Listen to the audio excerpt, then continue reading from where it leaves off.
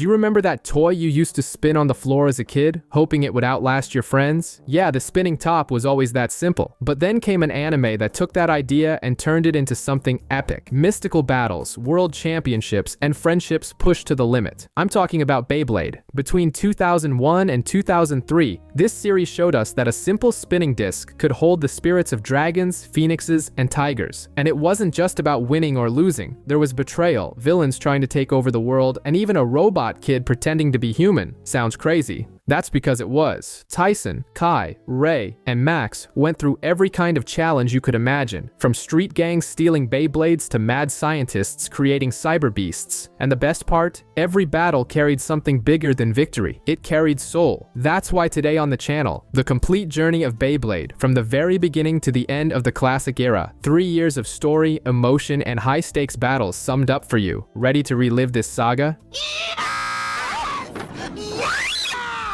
Here we meet Tyson, a kid who'd clearly rather have a Beyblade battle than train in kendo with his grandpa. The old man even tries to get his attention with a story about a mystical beast called Dragoon, but it's no use. Tyson ditches his grandpa and bolts for his battle. On his way, he runs into Billy, a guy he'd promised a battle and completely forgotten about. With no other choice, they head to an arena. The fight is quick. Tyson shows it's not just about brute force, it's about strategy, and sends Billy's Beyblade flying out of the dish with a perfect uppercut. Finally, he reaches his destination, a rooftop full of bladers, but his opponent Andrew is being intimidated by some guy named Carlos. This guy is one of the Blade Sharks, a gang that steals the Beyblades of anyone who loses. To prove it, he shows off a laundry bag full of Beyblades he's collected. Tyson gets pissed and lays down the law. Beyblading is about taking care of your blade, not stealing. Suddenly, Kenny, aka the Chief, pops up. He's a genius with a laptop that has a bit beast trapped inside, like a digital Pokemon named Dizzy. Carlos, laughing in everyone's face, challenges Tyson to a fight the next day. If Tyson wins, he'll stop stealing. If he loses, his Beyblade is history. Challenge accepted. After a simulation shows he needs an upgrade, Tyson heads home. He even has a vision of a blue dragon in the sky, which gives him a huge burst of inspiration. Whoa! What's he doing?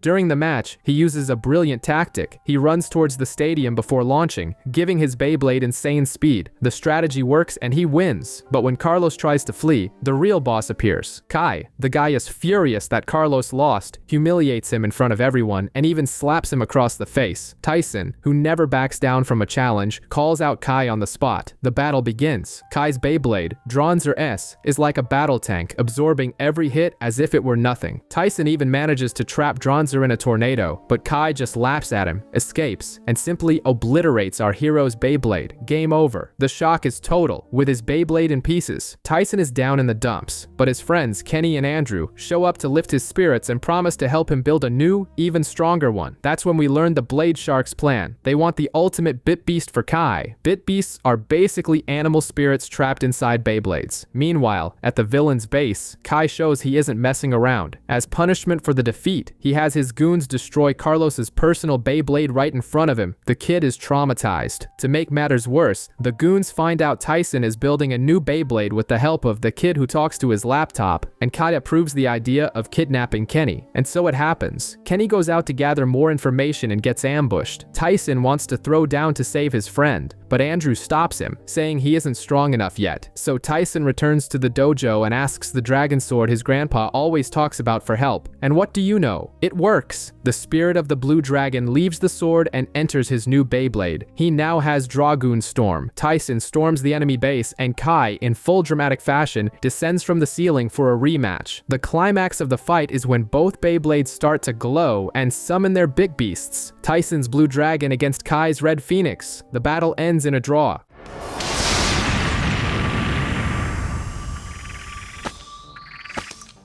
Kai acknowledges Tyson's power, releases Kenny, and leaves, but warns that their feud is far from over. Tyson is at the park practicing some tricks with his Beyblade when a random dog decides Dragoon is a great chew toy. To make it worse, the dog falls into a lake and almost goes over a waterfall. In a moment of desperation, a new kid, Max, appears. Together, they use their Beyblades in a crazy trick shot to push a log and save the pup. Max takes Tyson to his dad's shop to make sure Dragoon didn't drown. There, we discover the shop has a giant Beyblade stadium in the back. Kenny, always the brains of the team, gets suspicious, thinking Max's aim is a little too perfect. But Tyson ignores him and immediately challenges his new friend to a battle. The problem is, Max's defense-type Beyblade is a brick wall, and Tyson's attack-type Dragoon just keeps hitting it until it runs out of steam. Point for Max. While they're talking, a man in a suit enters the shop. It's Mr. Dickinson, the head of the Beyblade Battle Association, BBA. He announces the World Championship and reveals that Kai is the reigning champion. The news gets to Tyson, who ends up arguing with Kenny about needing a strategy. Kenny gets upset and leaves. Cut to the Blade Sharks HQ,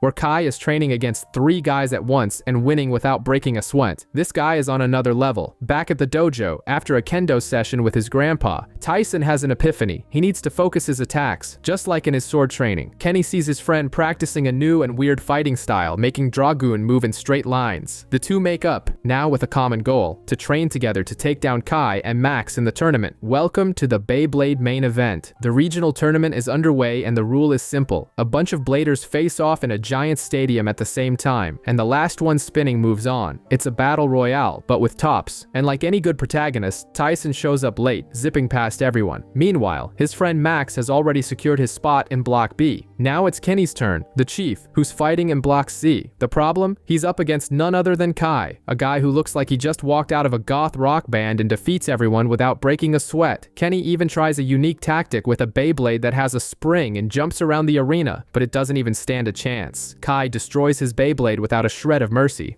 Bronzer, attack! Spring or no spring, the one they call the Chief has just been sprung right out of Bay Stadium. He's ready to settle things with his fists, but Kenny stops him, reminding him that if he fights, he'll be disqualified. The only way to avenge his friend is in the arena. It's Tyson's turn in Block D. He starts by wiping out his opponents, until the stadium changes into a maze full of obstacles. That's where he runs into the Blade Sharks, who try to corner him. In the middle of the mess, one of them, Carlos, just betrays his own partners, going into every man for himself mode. Tyson doesn't dig the betrayal vibe and decides to teach him a lesson. He uses a super weird launch that makes his Beyblade, Dragoon, disappear and reappear in the dish, leaving Carlos completely lost. With one clean shot, Tyson wins, but instead of humiliating the guy, he picks up Carlos's Beyblade, fixes it, and hands it back in a gesture of pure honor. From above, a certain Mr. Dickinson is impressed and introduces the next challenge, a new blader named Ray. The semifinals are set. On one side, Kai versus Max. On the other, Tyson versus the newcomer, Ray. The arena has also changed. It's now a kind of dish with a tower in the middle. To win, you have to stay on top for 10 consecutive seconds. The match is best of 3. In the first round, Kai doesn't even break a sweat and steamrolls Max with a single attack from above. In the second round, Max comes up with a strategy and launches his Beyblade backward to defend himself. The tactic sort of works, but Max's Beyblade can't handle the pressure. Its bit chip breaks and it goes flying out of control, hitting Max himself. The impact shatters a pendant he was wearing, and from inside comes a surprise. The bit beast Drasil. Even with a damaged Beyblade, Max returns for the final round. The battle is so intense that they both manage to stay on top for 10 seconds, sending the fight into overtime. This is where things get serious. The big beasts appear. Drasil, Max's defensive beast, and Dronzer, Kai's fire monster, come out to brawl. The two beasts clash in an epic duel, but in the end, Dronzer's power proves superior and Kai wins the battle. You've seen it all in this business. I wouldn't want to be in either of their shoes right now. Max is eliminated, but he leaves with his head held high, happy to have finally awakened his partner, Drasil. Later, while Tyson, Max, and Kenny are relaxing in a hot tub, they hear a noise in the forest and see Ray training alone with frightening intensity. This guy is definitely not here to play games. The block final is about to begin, Tyson versus the mysterious Ray, and the winner will face the feared Kai. While Tyson is super confident, Kenny pulls an all-nighter tuning up Dragoon, Tyson's Beyblade. He knows that as it is, it doesn't stand a chance against Ray's Drigger. The battle begins, and where's Kenny? Tyson is on his own. He launches Dragoon, which disappears to attempt a surprise attack, but Ray is unfazed. Not only does Drigger dodge with ease, but everyone notices something bizarre. It spins counterclockwise. Ray then unleashes his special move, the Tiger Claw attack, which simply shatters Dragoon with a single blow. Tyson is in shock, seeing his Beyblade in pieces. Ray starts to walk away, full of arrogance, since with a broken Beyblade, Tyson would be disqualified. But just when all seems lost, Kenny appears out of nowhere with new parts. The battle resumes. With a new attack ring, Dragoon becomes so fast that the friction causes it to overheat, creating a whirlwind of air. Tyson names the new move Storm Attack. Ray isn't intimidated and summons his Bit Beast, a giant white tiger. Tyson responds in kind, and the beast Dragoon also appears. The two beasts clash, but Dragoon's tornado is more powerful and hurls Drigger out of the stadium. Victory for Tyson. Ray, instead of getting angry, congratulates Tyson on an incredible fight and decides to forfeit the third round, satisfied with the duel. The two become friends, but Tyson's journey isn't over yet. Now, he must face his greatest rival in the grand final, Kai. The grand final of the Super Battle Beyblade tournament is on fire, with Tyson facing off against Kai. It's like a classic Real Madrid versus Barcelona match, but with battling tops. In the first round, Tyson comes out swinging, using an attack so powerful it sends Kai's Dronzer to the mat. Dragoon, bring on the storm! Tyson appears to be opening his bag of tricks. That's folks, literally. It looks like it's going to be an easy win, but that's where we're wrong. In the second round, Kai decides to show his true power. He launches a fire arrow so devastating that Tyson is frozen in fear. The comeback was brutal, and the match is now tied. For the final decisive battle, Tyson musters all the courage he has left and goes on the offensive. The powers of Dragoon and Dronzer clash in midair in a scene worthy of an action movie, with sparks flying everywhere. The brawl is so intense that Dronzer is sent flying out of the stadium and, by the craziest rules in the universe, this secures the win for Tyson. Go figure. After the fight, Mr. Dickinson shows up, in full Mick Fury style, and announces that the best fighters will form a team. Tyson, Kai, Max, and Ray are now the Bladebreakers, the Avengers of Beyblade, and their first mission is the World Championship. The newly formed BBA team already has its first destination, Hong Kong. Upon arrival, Ray acts as the group's tour guide and takes them to a friend's restaurant. It's there he explains how the Asian Championship works. Battles are in teams of 3, and victory belongs to the team, not the individual. Upon hearing the word team, Kai, the group's antisocial emo kid, rolls his eyes, says he's not interested in working with anyone, and just bounces. Classic him. Tyson, Max, and Kenny go after the runaway and end up in an alley, drawn by the sound of Beyblades. They come face to face with a mysterious blader who uses nunchucks as a launcher. Basically, the Bruce Lee of Beyblade. The nunchuck guy challenges them, and Tyson, who never backs down from a fight, accepts on the spot. The result? A humiliating defeat for our protagonist. Just as the stranger was about to land a cheap shot to finish him off, Kai appears out of nowhere and blocks the attack, saving Ray's skin. He may be a lone wolf, but he still defends the pack. Shortly after, the nunchuck guy's leader appears, humiliates him in front of everyone, calls him a traitor to the White Tiger clan, and kicks him out. The beef gets even more personal when Ray recognizes the leader, revealing there's some unresolved history there. A guy named Kevin shows up, wanting to prove that Tyson is just a lucky rookie, and challenges him to a street battle. Tyson, who loves a good brawl, accepts immediately. At first, it seems like Tyson has everything under control, but Kevin pulls out his crazy monkey attack and knocks our hero's Beyblade out of the dish. Surprised, Tyson recovers and declares the match a best of 3. Meanwhile, Kevin's friends, the White Tigers, find out about the fight and rush to the scene. In the second round, Tyson isn't messing around. He lets Kevin use his special attack again, but this time he has a counter up his sleeve. His hurricane attack blows Kevin's Beyblade away, tying the score.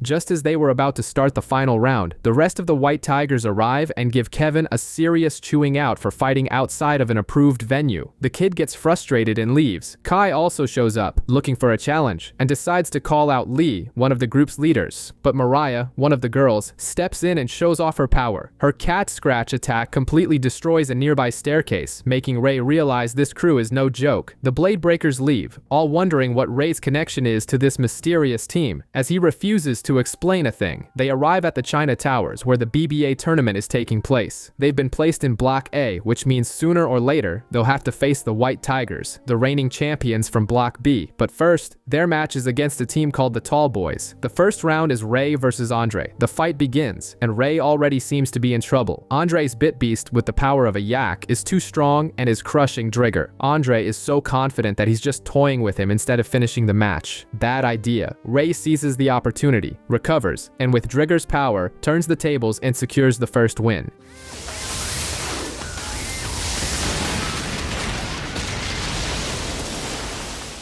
In the second round, it's Max versus Waylon. Max starts with an advantage, but the tables turn when Waylon decides to heat things up, literally. His Beyblade has heat power and turns the stadium into an oven. Max's strategy is simple: wait for his opponent's battery to run out. He barely holds on, but as soon as Waylon's Beyblade loses speed, Max goes all in and wins. The final round is Tyson versus Tommy. The guy uses a leg launcher for extra speed and a kickboxing power for his Beyblade. It looks like Tyson's Dragoon doesn't stand a chance, but when all seems lost, Tyson pulls out his special move, the Dragoon Storm, and it's lights out for Tommy. End of story. With the victory secured, the Bladebreakers rush to watch the competition. They arrive just in time to see the White Tigers demolish their opponents without breaking a sweat. Max, Kenny, and Ray are worried, but Tyson, as always, is pumped to show what they're made of. And Kai? Well, Kai is in his emo corner, ignoring everyone. While the gang sleeps, Kenny is in hacker mode, using his laptop to analyze the White Tigers' bit beasts, but he doesn't realize there's a spy in the area. Kevin, one of the rival team members. Mariah catches him red-handed, and Kevin plays it cool, saying he just wanted to steal or destroy Ray's Drigger. She tells him straight she can't stand snoops. Kevin considers grabbing Ray's Beyblade but changes his mind and decides to steal the data from Kenny's laptop instead. He waits for Kenny to take a break, copies everything to a floppy disk, and the second the download finishes, Kenny returns and a chase ensues. The scene ends with both of them outside in the rain. To get the disc back, Ray challenges Kevin to a battle. The fight begins, and when Kevin releases his bit beast, Galman, Ray's Drigger, appears too.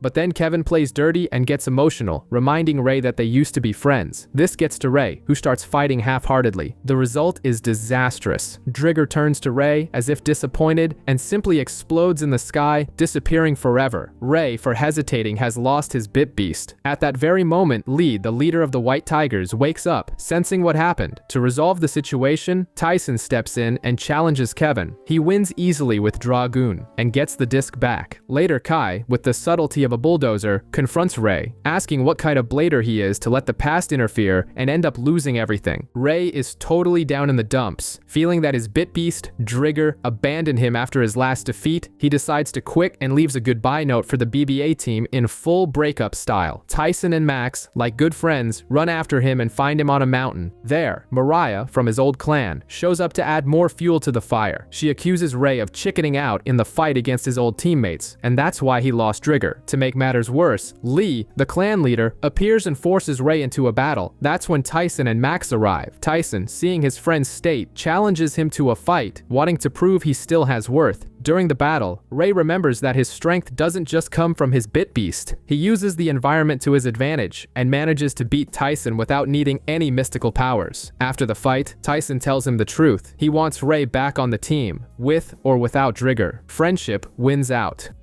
Ready to go, guys? Whenever you are, buddy.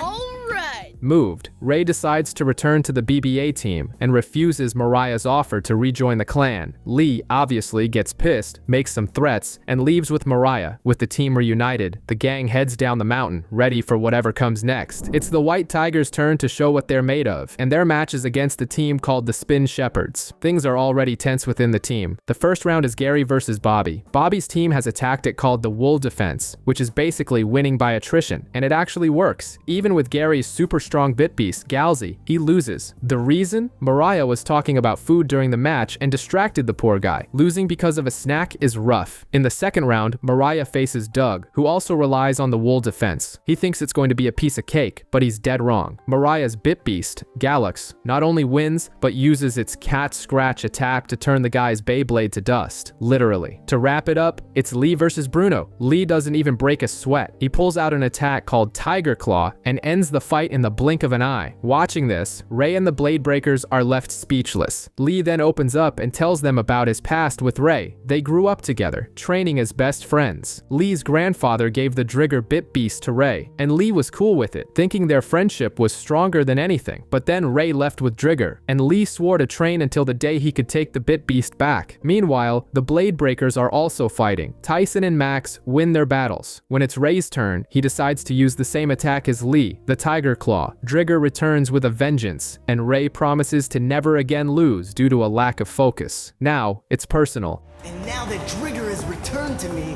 it's even more important that I defeat Lee in the finals. Let it rip!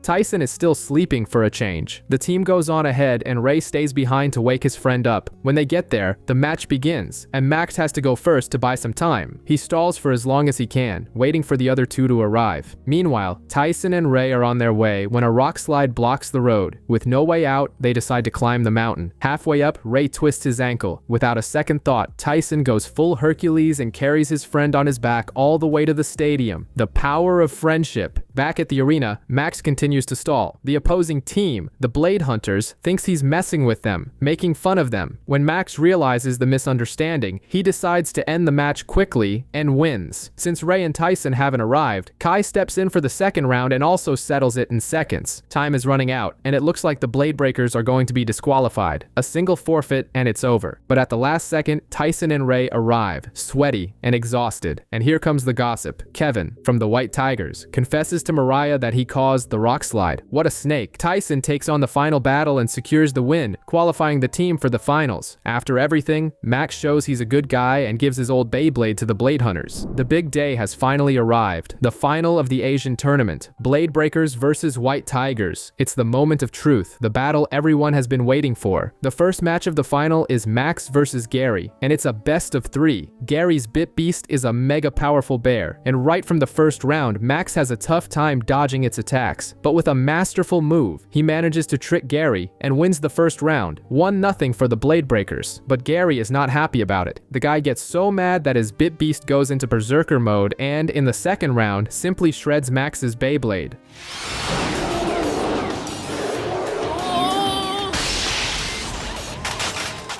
The match is tied 1-1. Seeing the danger, Tyson and Kenny devise a new strategy for Max. The third and decisive round begins. Gary's Bit Beast is even stronger. The brawl is so intense that both Beyblades destroy the entire arena, which crumbles into a pile of rocks. Max's Beyblade ends up buried under the rubble. The White Tigers win the first match. Kenny is devastated, blaming himself for the plan's failure. But Tyson, like a good leader, consoles him, saying they can't expect to win them all. Now, all the pressure is on the second match, Ray versus Mariah. The battle continues. Kai is unsure if he'll be able to fight seriously, but Tyson and Max have complete faith in him, saying Ray won't let them down. The first round starts and the fight seems intense at first, but everyone can tell Ray's head is somewhere else. In a matter of seconds, Mariah takes advantage of his distraction and wins. The crowd is totally disappointed with his performance. Ty steps in and gives Ray a reality check, telling him to wake up and accept that he has to fight his former teammate. In the second round, Mariah herself tells Ray straight up, "Fight for real this time," and so he does. Ray finally gets in the game and defeats Mariah, tying the score at 1-1. The final round begins, and now things really heat up. The brawl is so insane that the fans are finally satisfied. Drigger and Galax face off in a clash of titans. In the middle of the fight, both Mariah and Ray admit they're finally having fun again and that it no longer matters who wins. But in the end, when Mariah's Beyblade stops, Ray's is still spinning.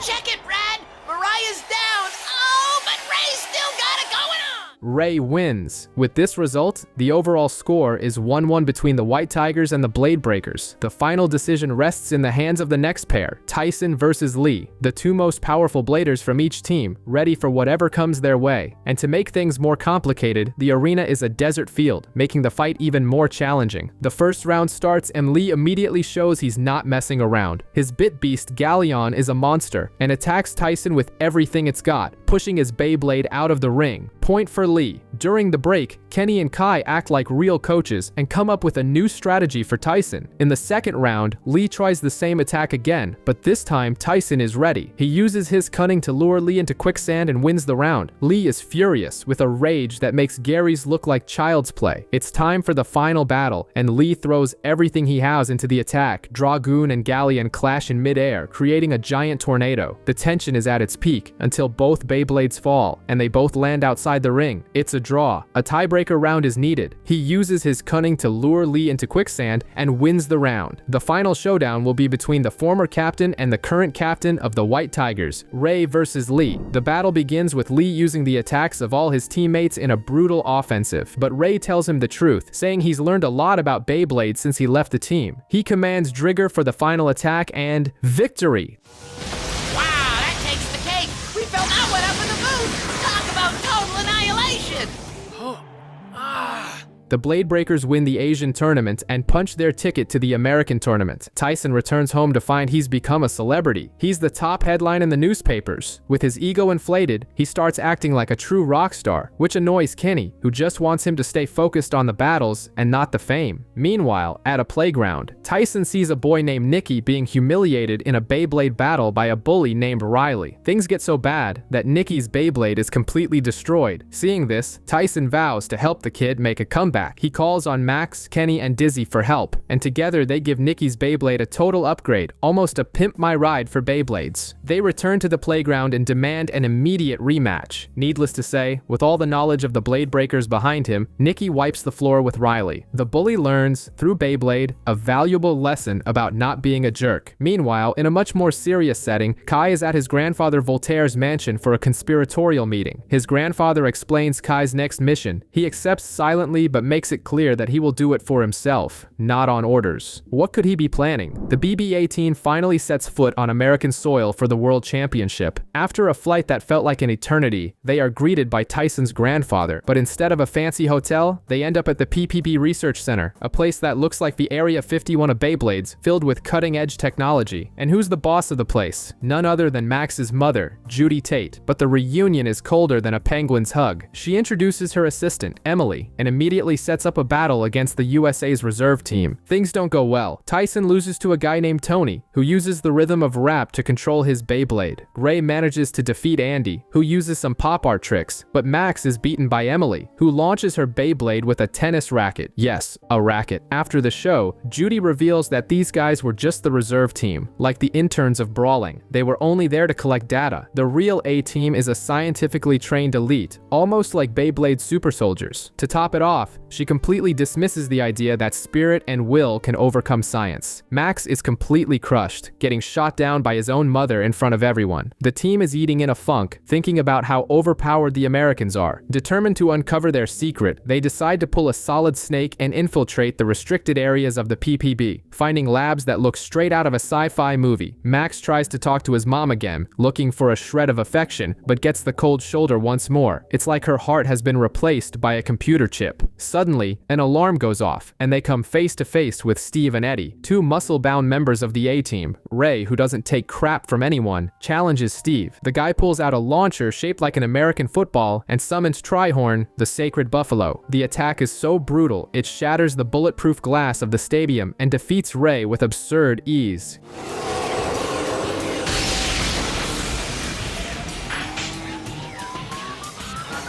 Humiliated and with their pride in tatters, the BBA team gets out of there, but Tyson's already seeing red, promising they'll get their revenge in the official tournament. Mr. Dickinson sends the team for some old school training, a cabin in the middle of the woods. Goodbye labs. Hello mosquitoes. There they meet Antonio, the sole representative of the Dominican Republic in the tournament. The guy is on a solo mission to popularize Beyblade in his country. Pure dedication. Tyson, full of confidence, challenges him to a battle and loses. The brilliant strategy that defeated Tyson was a tip from Kai himself. The guy basically gave Antonio the key to victory, showing that intelligence beats brute force. This defeat gives the team a wake-up call. It's no use having the best technology if you don't train until your fingers fall off. Antonio, with his pure effort, becomes an inspiration for them. Meanwhile, Kenny and Ray receive a tuning kit from Mr. Dickinson to create a new Drigger, and they succeed. The new and improved Beyblade is ready, emitting a powerful energy that promises to be the ace up their sleeve they need to turn the tables on the Americans. The team walks right into a welcome party that, of course, features a Beyblade match. But it's not just any match. It's a charity showdown between the chairman and a world select team. Our heroes Max, Mario, and Emily are chosen to represent the world, while on the chairman's team, we have Kathy Gloria and the so-called Typhoon Lewis. The match begins, and Emily just goes into full destruction mode like the Hulk, and doesn't care if you're friend or foe in the arena. She runs over everyone, and even Max and Mario, who are on her team, get caught in the crossfire. With this friendly fighter going on, Max gets totally down, completely unmotivated. That's when Tyson and Kenny give him a little pep talk, like Mr. Miyagi talking to Daniel-san. He needs to fight together with Drasil to feel the team's vibe. In the final battle, Max gets the message. He becomes the team's shield, protecting his partners from everyone. With the defense secured, he lands a perfect counterattack and secures the victory. The chairman even acknowledges that unity is strength and all that, but he lays it on them straight. Their fighting style won't be enough to take on the world championship. The level, my friends, is on a whole other plane. Welcome to Las Vegas. The BBA team comes face to face with their rivals from the PPB, and the tension is thick. The PPB crew is pure arrogance, making fun of Tyson's team for not having the cutting-edge tech they do. It's like the back row kids against the front row nerds. Why you... Cool it, Tyson!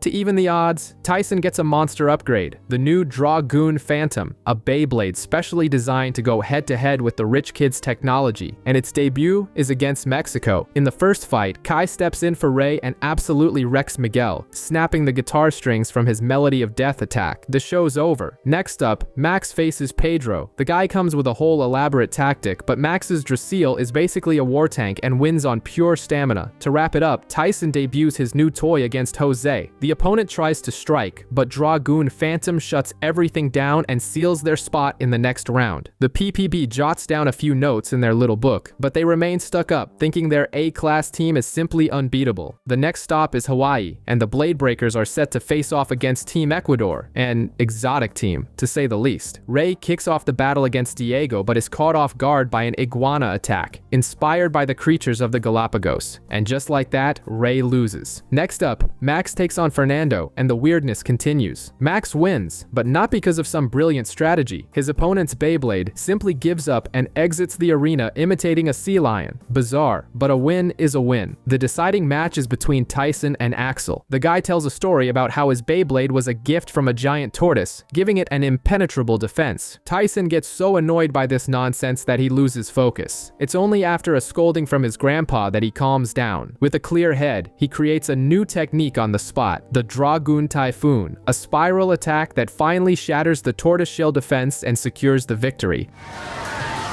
Unbelievable, Brad! Looks like Tyson is the only one to survive the storm! After the match, to top things off with a bang, or with dread, they watch the All Starz match. Michael, one of the guys on the team, completely disintegrates his opponent's Beyblade with a single blow. The message is clear. The next level is brutal. The semi-final against Brazil has barely begun, and Tyson is already messed up big time. The guy ate so much that he got sick and had to sit out the match. Basically, he was taken out by an all-you-can-eat buffet, but then comes Kai, everyone's favorite brooding blader, to save the day. He takes Tyson's place, dropping a classic line, "I don't want to see the team fall." A true tsundere. The first duel is Max versus Luis, the king of dance. The guy battles with a rhythm full of fancy footwork in an arena that looks like a highway from Need for Speed. But Max is no fool. He figures out the pattern in the choreography and counterattacks, sending Salvador dancing right out of the stadium. In the second match, it's Ray's turn against Frankie, an Amazonian fisherwoman who uses a custom launcher to boost her speed. The thing is, Ray is already the team's speedster, so he just kicks it into a higher gear and clinches the win. With that, the Bladebreakers have officially qualified for the finals. Back in Las Vegas, where the grand finale is about to go down, Director Judy and her secretary Douglas are already celebrating their victory with Disney villain-level confidence. Meanwhile, Kenny, the Bladebreakers tech genius, decides that Max won't be competing. The reason? The enemy team, the All Starz, has practically hacked Max's Drasil and has all of its data. It's a strategic move, but Max is not happy about it one bit. Frustrated, he goes to confront his mother, laying it all out and telling her he just wants her acknowledgement. It's peak family drama, and who shows up to mediate? None other than Kai, who once again gives up his spot for Max, who will now fight in the third and decisive battle. The first final begins. Tyson versus Steve in an arena that looks like a Spider-Man city filled with skyscrapers. In the first round, Tyson uses the environment to his advantage, pulling off some sort of Beyblade parkour to neutralize Steve's death rush attack. An easy win.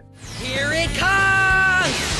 Incredible! With that devastating blow, Tyson knocks Steven out of the ring and clinches the first round. But in the second round, Steve reveals he was just warming up. He goes full, "This isn't even my final form," uses the data he collected, and completely steamrolls Tyson. Now it's all tied up, and the match will be decided in the final round. Things are looking grim for our hero because Kenny's analysis shows that Steve's Bay, Trihorn, is like a video game final boss with no weak spots. Following Ray's advice, Tyson starts using the buildings to hide in a guerrilla-style tactic, but Steve isn't playing around and goes into Hulk mode, starting to demolish everything. Then, Tyson has a stroke of genius. He latches Dragoon onto Trihorn like an energy vampire to steal its rotational power. With his power maxed out, he unleashes the Phantom Hurricane and pulls off an epic victory. In the second final, it's Ray versus Eddie in a low-gravity arena like a trip to the moon. Eddie, who's a basketball star, uses his on-court skills to predict Ray's every move. It's not even a contest. Eddie wins both rounds, even using his Scorpion Bit Beast's attack. With the series tied, the final decision rests on Max's shoulders as he faces Michael. The odds are slim, but the team, and even Max's grandfather, give him a moral boost. Now it's all or nothing in the most anticipated family feud of the tournament. Michael, the star of the All Stars, is in Olympic athlete physical condition, with a triangle upgraded with state-of-the-art technology. The strategy for his match against Max is simple and direct: brute force. His cannonball attack is 5 times stronger than Dracile's defense. It's like a steamroller versus a bicycle. The first match takes place in a baseball stadium,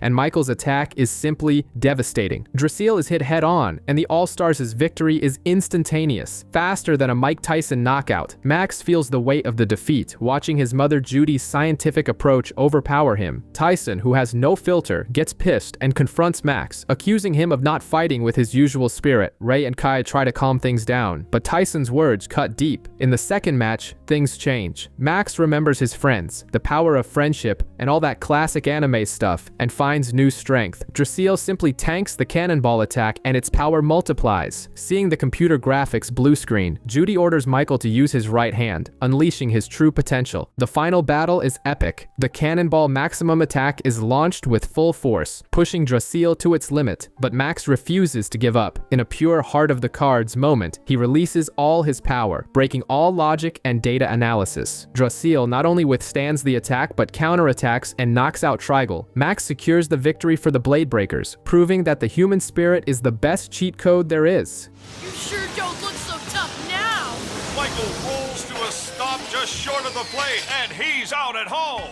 Judy admits defeat, acknowledging she forgot to include one variable in her equation, the heart. With their spot in the World Championship secured, the team prepares for the showdown in Russia. On their way to Russia, Kenny is suffering from seasickness, and Tyson tries to distract him with the ship's attractions. But it was all a ruse from the chief, who reveals his true plan: a personalized training regimen for each member, based on the weaknesses he identified. While Max is sent to the gym and Ray prefers to train on his own, Tyson is sentenced to an endless run to learn patience. Frustrated, Tyson finds a Beyblade stadium and runs into other dejected bladers, their tops destroyed by a mysterious opponent. That's when an arrogant, purple-haired boy appears, introducing himself as Robert. He provokes Tyson, treating Dragoon like trash. Determined to defend the spirit of Beyblade, Tyson challenges him. The battle begins, and Tyson immediately realizes Robert is in a different league. Forced to use his special move, the Phantom Hurricane, Tyson summons Dragoon, only to get a shock. Robert also has a big beast, Griffleon. Its power is overwhelming, and Dragoon is about to be torn to pieces. Driven by pure fear, Tyson makes his Beyblade dodge the final attack, essentially fleeing the fight. Humiliated, Tyson faces his first retreat out of terror. Robert walks away, telling him he's not worthy of controlling a Bit Beast. The defeat serves as a reality check for the entire team. Kai, ever the pragmatist, reminds everyone that there are even stronger opponents ahead. The experience unites the team, who now understand the scale of the challenge. Even Tyson, with his pride wounded, commits to Kenny's training plan, willing to do whatever it takes to reach the top of the world. The group arrives in England for a layover, but Tyson, as usual, oversleeps and wakes up to find the ship already pulling out of port. The result? They're left behind, stranded in Thrumpton, and to make matters worse, they're broke and can't afford another ticket. The first idea is to look for the BBA's London branch, but they can't get in touch with Mr. Dickinson. They're completely on their own. While waiting for a miracle, they receive a mysterious videotape from Tyson's father. The tape is basically a documentary about bit beasts, revealing that evil versions of them exist. It's like the dark side of the Force, but in the form of a spinning top. Out of nowhere, in the middle of the street, they're attacked by a mummy. Yes, a mummy, who uses one of these evil bit beasts to steal Dragoon, Drasil, and Drigger. The cloth-wrapped villain's plan almost works, but Kai, always the sharpest tool in the shed, comes up with a brilliant strategy and makes the enemy get tangled in its own bandages, recovering the base. The mummy vanishes into thin air, but not before vowing to destroy the World Championships. That's when I'll break the Bladebreakers. This whole mess, combined with the video from his dad, fires Tyson up. He decides that instead of going straight to the finals in Russia, they'll travel across Europe looking for strong opponents. The risk of being late? Totally. But for him, the thrill of the battle is worth more. The gang boards a train to Paris, but the peaceful journey turns into a horror movie. While crossing the English Channel Tunnel, the train is ambushed by the Dark Bladers, Sanguine X, Lupin X, Cenotaph, and Zomb. Their names alone tell you their bad news. They control evil bit beasts and have one goal: to put an end to the World Championships. To kick off the chaos, they kidnap Kenny and force individual battles in classic video game boss fight style. Things get ugly for Tyson and Max, as Dragoon and Drasil start losing energy, drained by the enemy bays, which are literally a vampire and a werewolf. But then Max has a moment of genius. He remembers a movie he watched on the trip and, following the Monster Hunter's handbook, uses a silver coin to injure the werewolf. Proof that watching horror movies pays off. With this opening, Tyson and Max manage to combine their attacks and neutralize the other villains. The Dark Bladers retreat, leaving the team to wonder about their hatred for bit beasts and the similarity of their fighting style to Robert's. With more questions than answers, they continue on to Paris, knowing this whole mess is far from over. Kenny is having horrible nightmares about the Dark Bladers. And who's watching all this from the shadows? Kai, of course, always in his full Batman mode. By day, the problem is different. Kai himself has vanished. The Bladebreakers waste a whole day searching for him. Tyson, with one of his brilliant ideas, suggests using the Eiffel Tower as a vantage point to speed up the search. All right! Sweet view!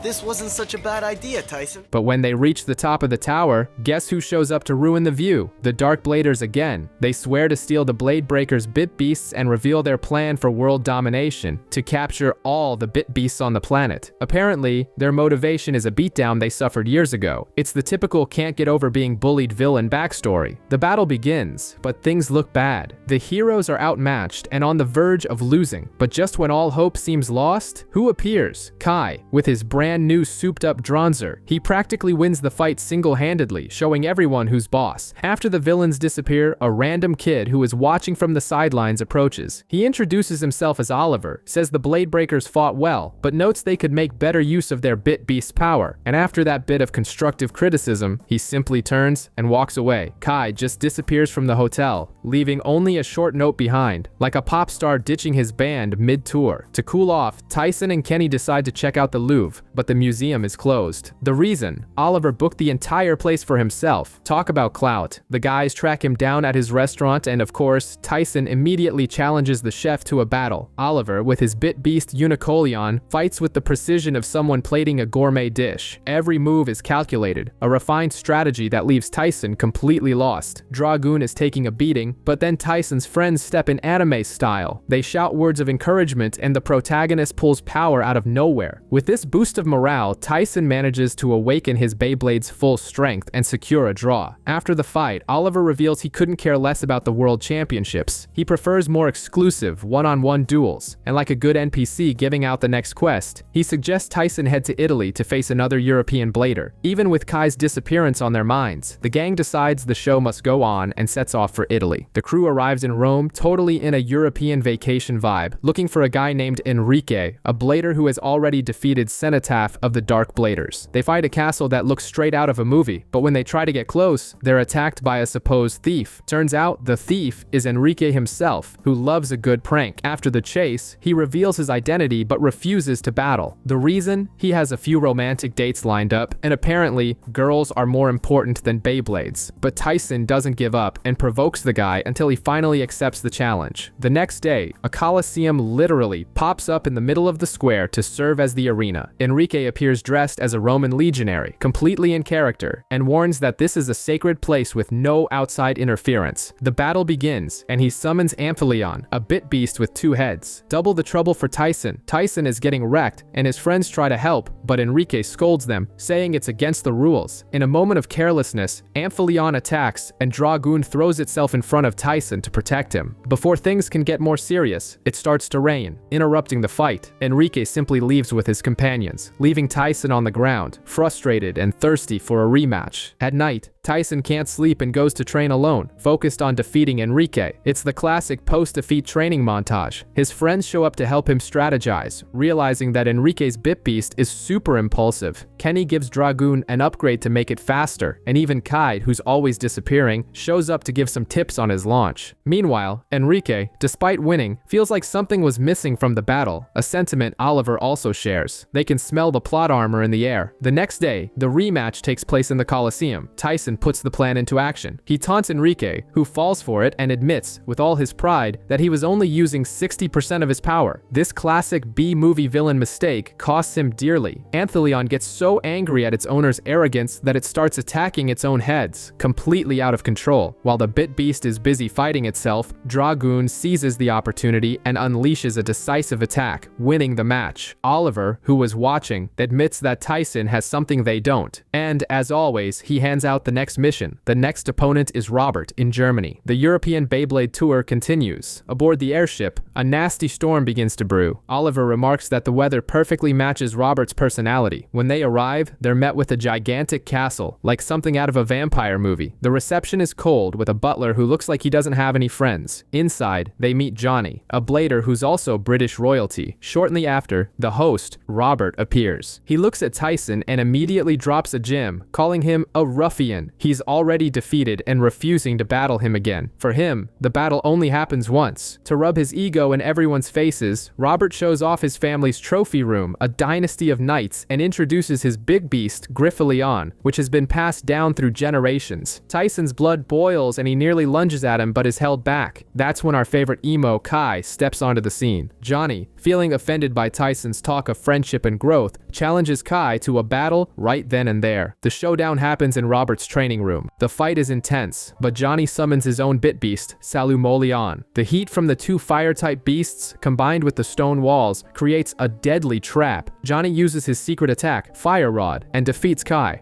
No way! This can't be happening! You're never gonna take me down.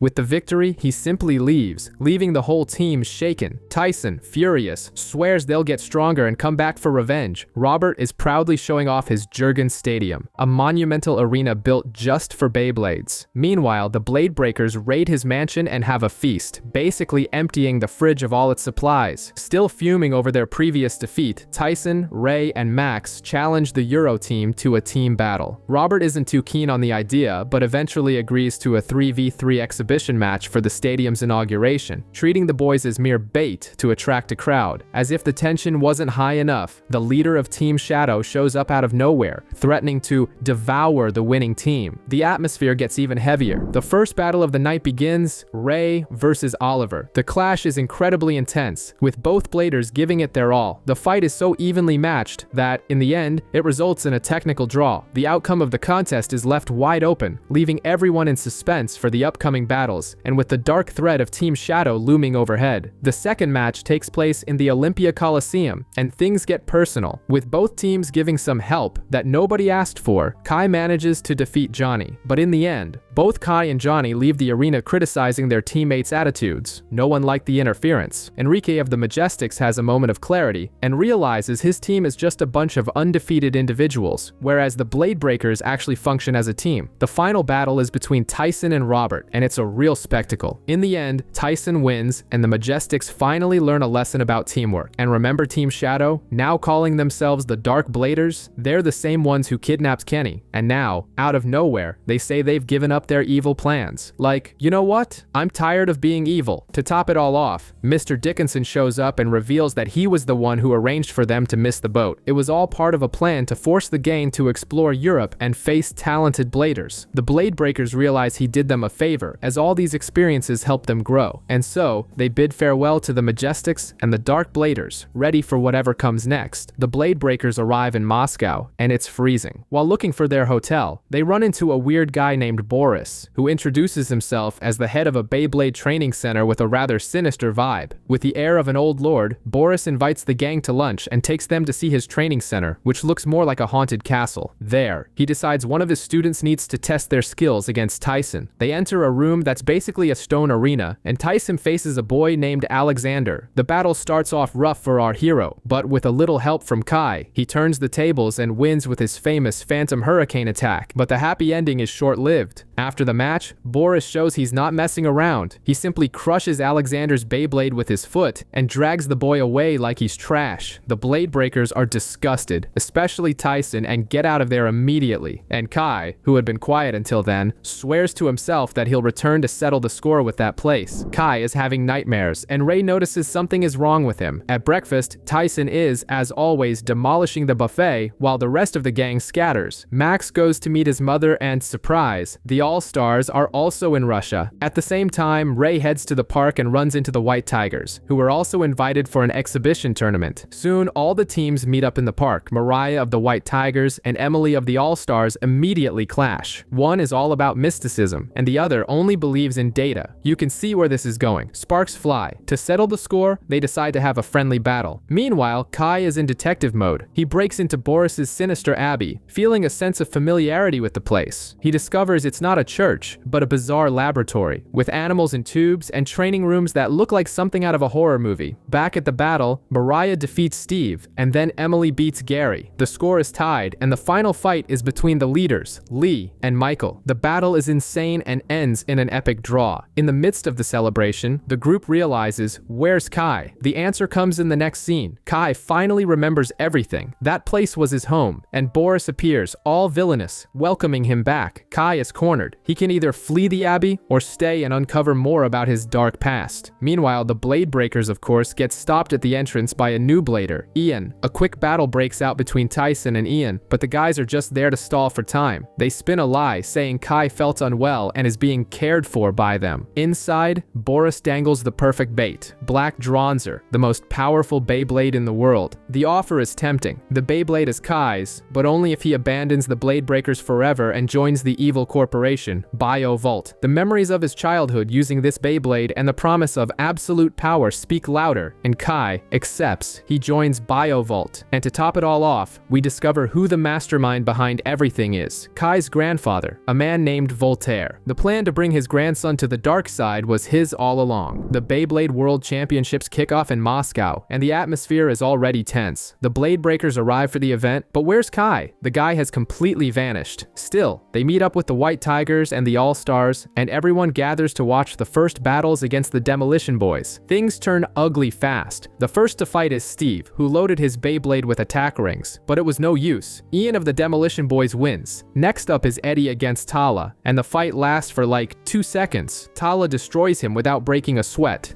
These two aren't messing around either. This has war written all over it.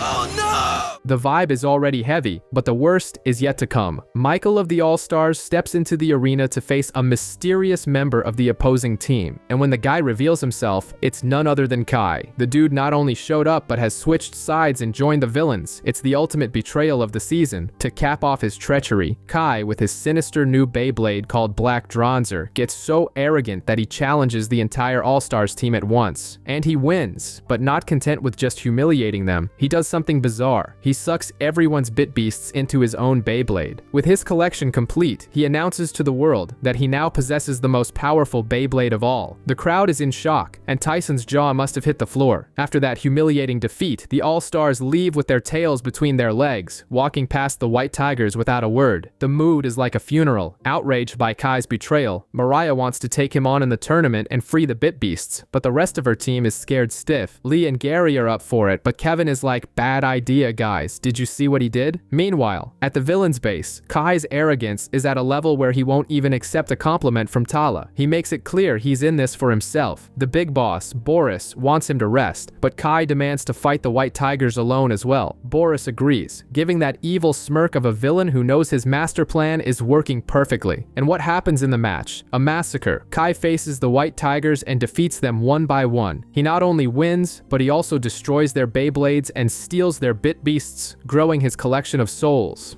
Desperate, the Bladebreakers storm the enemy base to try and rescue their friend. The mission goes horribly wrong. Kenny, Max, and Ray are caught and thrown out like trespassers. Tyson, however, stumbles into Boris's secret lab and overhears the villain revealing his entire plan and Kai's past. Afterward, Tyson confronts his former friend who, colder than a Russian winter, hands over his old Dronzer and tells him to get lost. Tyson leaves completely shattered, with proof that his friend has given himself over to the dark side. Breakfast for the Bladebreakers at the hotel feels like a wake. Tyson, Ray, and Kenny can only think about one thing. Why, Kai? Why? The answer comes in the form of a challenge. Kai himself calls them out for a showdown on a frozen lake. The wager? They're big beasts, and what's left of their friendship. Meanwhile, Max is with his mother, but news of the feud travels fast. He knows he has to help. Before he leaves, his mom, who's no fool, hands him a 2.0 version of Drasil. It's the classic pre-boss fight upgrade. The battle on the ice is tense, and Kai is about to defeat everyone and steal Tyson's Dragoon. But just when all seems lost, Max arrives at the last second to save the day. With his new and improved Drasil, the tables turn completely. Kai's Black Dronzer can't handle the pressure. Tyson summons the old Dronzer, and the four Bladebreakers unite. It's time for the final blow with the power of friendship. They win, but the impact is so powerful that the ice shatters, and Kai falls into the freezing water. In this near-death moment, it finally clicks for him. He realizes the mistake he made and apologizes. The team pulls him from the water, and the prodigal son returns home. With the team reunited, Kai now has one last mission: to go back to Boris's lab and settle the score. Kai just walks out of the Demolition Boys' base, but not before returning Black Dronzer and shutting down their systems. Then Voltaire, the Russian big boss, spills the beans. The organization wants to take over the world using artificial bit beasts, and the worst part is how they create them, by experimenting on children. Yes, it's on a Stranger Things level, but with battle tops. Meanwhile, Kenny and Tyson's dad reveal that the mastermind behind it all is none other than Kai's grandfather, Voltaire. The old man manipulated everyone from the start just to get his hands on the bit beasts. To make matters worse, on their way to the finals, the Bladebreakers fall into an ambush. The Demolition Boys appears with a highly coordinated attack, and in a dirty move, they simply steal Max's Drasil. The scene is swift and humiliating. As the final nail in the coffin, Voltaire shows up just to taunt them, promising to crush the rest of the team in the grand finale. The mood couldn't be worse. The Bladebreakers are completely stranded in the middle of nowhere in Russia, looking like the cast of a survival reality show. When all seems lost, who shows up out of thin air? The Majestics, in their team bus, acting as a luxury Uber at the end of the world. They rescue the group and stop at an abandoned palace. There, Robert, out of the blue, challenges Tyson to a battle. Tyson, who never backs down from a fight, accepts and gets his butt kicked. The kid is furious. Robert then drops an enigmatic line telling Tyson he needs to channel the power back into his blade, leaving everyone confused. Luckily, Kenny, the team's brain, reminds Tyson of an old fight against the very same Robert. Then it hits him. Tyson understands that the secret is to fight in sync with his bit beast, like a true partnership. With this new mindset, a rematch happens, and this time, Tyson wins.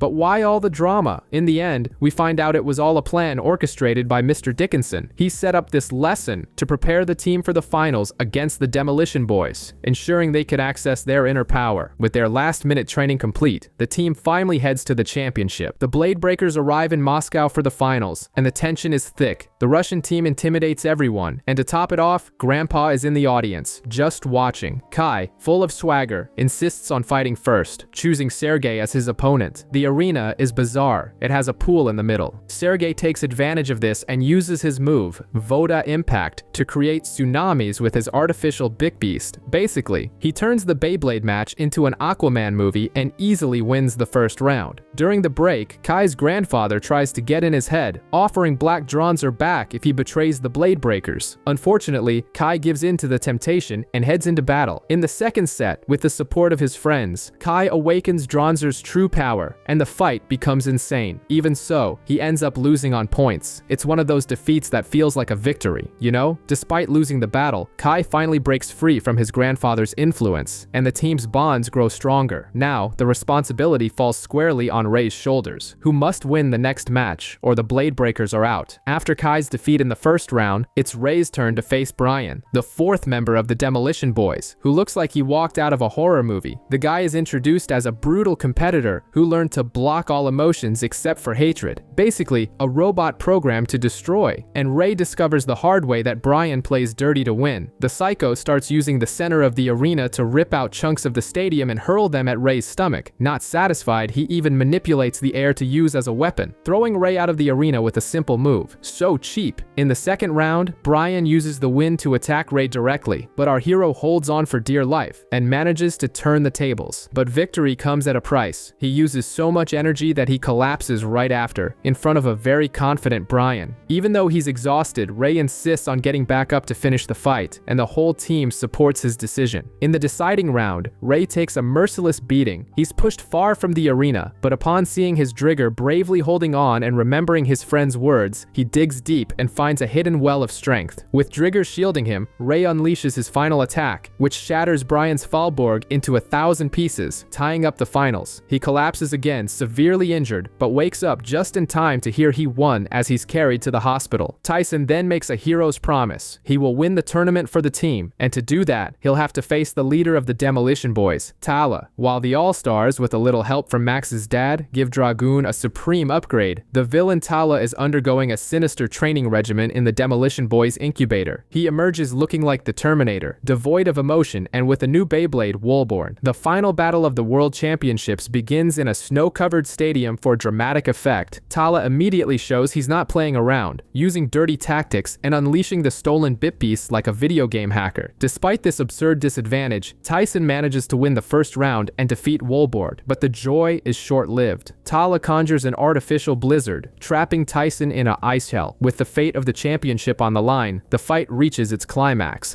Trapped inside the ice prison, Tala informs Tyson that they've been transported to another dimension. The cold begins to weaken Tyson, and to make matters worse, Tala uses all the stolen sacred Bit Beasts to pulverize Dragoon. Tyson's team tries to shout words of encouragement, but their voices can't reach him. Tyson falls to his knees, trembling, and his Beyblade stops spinning. Tala wins the second round, tying the match. The situation is so dire that Judy says only a miracle can save Tyson. The third round begins. Tyson says that Tala is right, that he can't win, but he says it with a confident smile, leaving the villain confused. Tyson explains that the secret to Beyblading is passion, and even though Tala's Beyblade is stronger, it lacks the most important thing. Annoyed, Tala decides to prove that brute force is everything and unleashes his ultimate attack, a giant fireball created by fusing all the Big Beasts, against which there is no defense. The attack hits Tyson and Dragoon head-on. Just as the big boss Voltaire is rising to celebrate, the light from the explosion fades to reveal Tyson standing tall and Dragoon still spinning. Dragoon speaks to Tyson, saying he returned because Tyson never lost hope.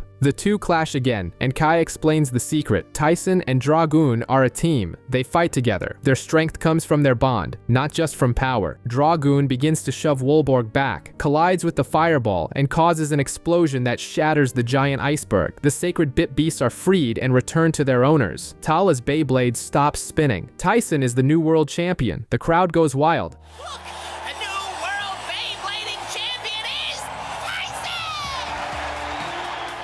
Tyson and Tawa shake hands, showing respect. Later, Tyson's grandpa shows up to drag him back to sword practice, but Kai interrupts, stating that he and Tyson are now rivals. The rest of the gang also lines up to challenge the new champion. After winning the Beyblade World Championships, the Bladebreakers decided to take a break. Like a famous boy band at the peak of their career, Max went to live with his mom in the US, Ray returned to his village in China to teach the local kids how to battle, and Kai vanished. Meanwhile, Tyson is dodging his grandpa's training to keep his passion for Beyblading alive. Now that he's the best in the world, Tyson starts his day getting an earful from his grandpa for being late for school. Meanwhile, the ever-punctual Kenny is in class, telling everyone about the glories of the world tournament. When Tyson finally arrives, he acts like nothing happened, and, of course, gets detention for being late. Desperate, he tries to spin a sob story to get out early, because he has a tournament to compete in that same day. While Tyson is in detention, Kenny goes ahead and meets Mr. Dickinson at the event. They discuss Kenny's new invention, the Bay Battle Analyzer. When Tyson finally shows up, Kenny is shocked that he escaped. Hillary, on the other hand, is fuming because he snuck out while she went to get the teacher. In the battle, Tyson faces a certain Mr. X. The world champion suffers a humiliating and lightning-fast defeat in what's being called the most shocking upset in history. Everyone's jaws are on the floor. Mr. X says he's ready for a rematch anytime, while Tyson stands there in shock, staring at his defeated Dragoon on the ground. To keep his grandson from falling into a slump, Tyson's grandpa decides it's time for some old-school training to sharpen the boy's mental focus. Meanwhile, Kenny, ever the investigator, discovers that this is part of something much bigger. Max and Ray have also been defeated by mysterious hooded bladers. In other words, this was a coordinated attack, like something out of a supervillain movie. Thirsty for revenge, Tyson schedules a rematch in the park. During the battle, Kenny pulls an ace from his sleeve. He's discovered that the opponent is using an invisible bit beast. It's a cheat nobody saw coming. Even with this crucial information, Tyson can't turn the tables. Worse, at the crucial moment, he's unable to summon Dragoon and loses again, leaving everyone stunned. Tyson and Kenny meet up to try and figure out the pattern behind the defeats by the mysterious bladers and their invisible bit beasts. Things are getting serious. In the midst of this chaos, Tyson finds a very sick Hillary at school, and it hits him. She caught a cold because she was out in the rain looking for him, trying to help. The guilt hits him hard. Meanwhile, Kenny, the team's brain, not only fixes his laptop, but also comes up with a theory to strengthen Tyson's connection with Dragoon. He plans a special test for that same night. Little do they know, a secret organization is watching Tyson, like an evil big brother, intrigued by his failure to use Dragoon, and by the interest of a guy named Ozuma in the matter. But just as Kenny and Hillary are about to start the test, they're ambushed by hooded figures who appear out of nowhere. The goons not only give them a scare, but also steal the laptop containing all the important data on the bit beasts and Kenny's theory. Now, on top of being at a disadvantage, they've lost their main research tool. Tyson is on his way to meet Kenny in the park, who has basically become Dragoon's tech support, trying to bring the bit beast back. But out of nowhere, Kenny and Hillary are kidnapped, and the kidnappers, instead of demanding a ransom, turn Tyson's life into a real-life video game with a series of challenges to test his speed and determination. After running like Sonic the Hedgehog, Tyson reaches the final boss, a high-tech ship, and there are his friends, trapped in a glass cage, like a scene from a spy movie. A mysterious voice, straight out of a James Bond film, challenges Tyson to a battle. The stakes? His friends' lives. No pressure, right? Tyson accepts immediately. When he sees that his opponent is just a robot, he gets cocky, thinking it'll be a piece of cake. But this isn't just any robot, and the people behind this are no amateurs. The computer can predict his every move, as if it's reading his mind. His only chance is to bring Dragoon back into the arena. After getting beat a few times, the guy, Gideon, gives him one last chance. And then, like a miracle, Dragoon finally appears, completely demolishing the robot. With the victory, Tyson saves his friends. They escape the ship, and in the end, he wakes up overjoyed because his bit beast is back in action. After escaping the ship, the gang discovers that it simply sank, just like that. Kenny, the group's detective, investigates and finds a news report about an unidentified ship that exploded, but with no casualties. Then Hillary, ever the sharp one, asks the million-dollar question, wait, how was the boat abandoned if the kidnappers were there? Meanwhile, Tyson and Kai are having their usual daily argument about the attacks. Kenny arrives with a conspiracy theory. He thinks Ozuma and his crew are forcing bit beasts to appear, but no one knows why. Tyson starts to realize that Ozuma isn't the only one with his eyes on Dragoon. The worry sets in. The next target could be Kai. Speaking of whom, Kai had taken a break from Beyblading, like a retired rock star. But then a fan named Wyatt shows up, challenges him, and shamelessly steals Dronzer. Wyatt, full of swagger, goes on to face a mysterious opponent opponent and gets crushed. That's when Kai decides to come out of retirement. He steps onto the scene, takes Dronzer back like it's nothing, and decides his break is over. He even acknowledges Wyatt's potential, giving him that "you are not ready yet, young grasshopper" look. Over at Gideon's training facility, his goons find a talented blader named Snaky. To ensure his victory, they offer him an upgrade for his Beyblade, the Magtrum. It's basically a real-life cheat code that creates a magnetic field, giving him a totally unfair advantage. This gives the blader complete control over the Beyblade, not to mention a big advantage during competition.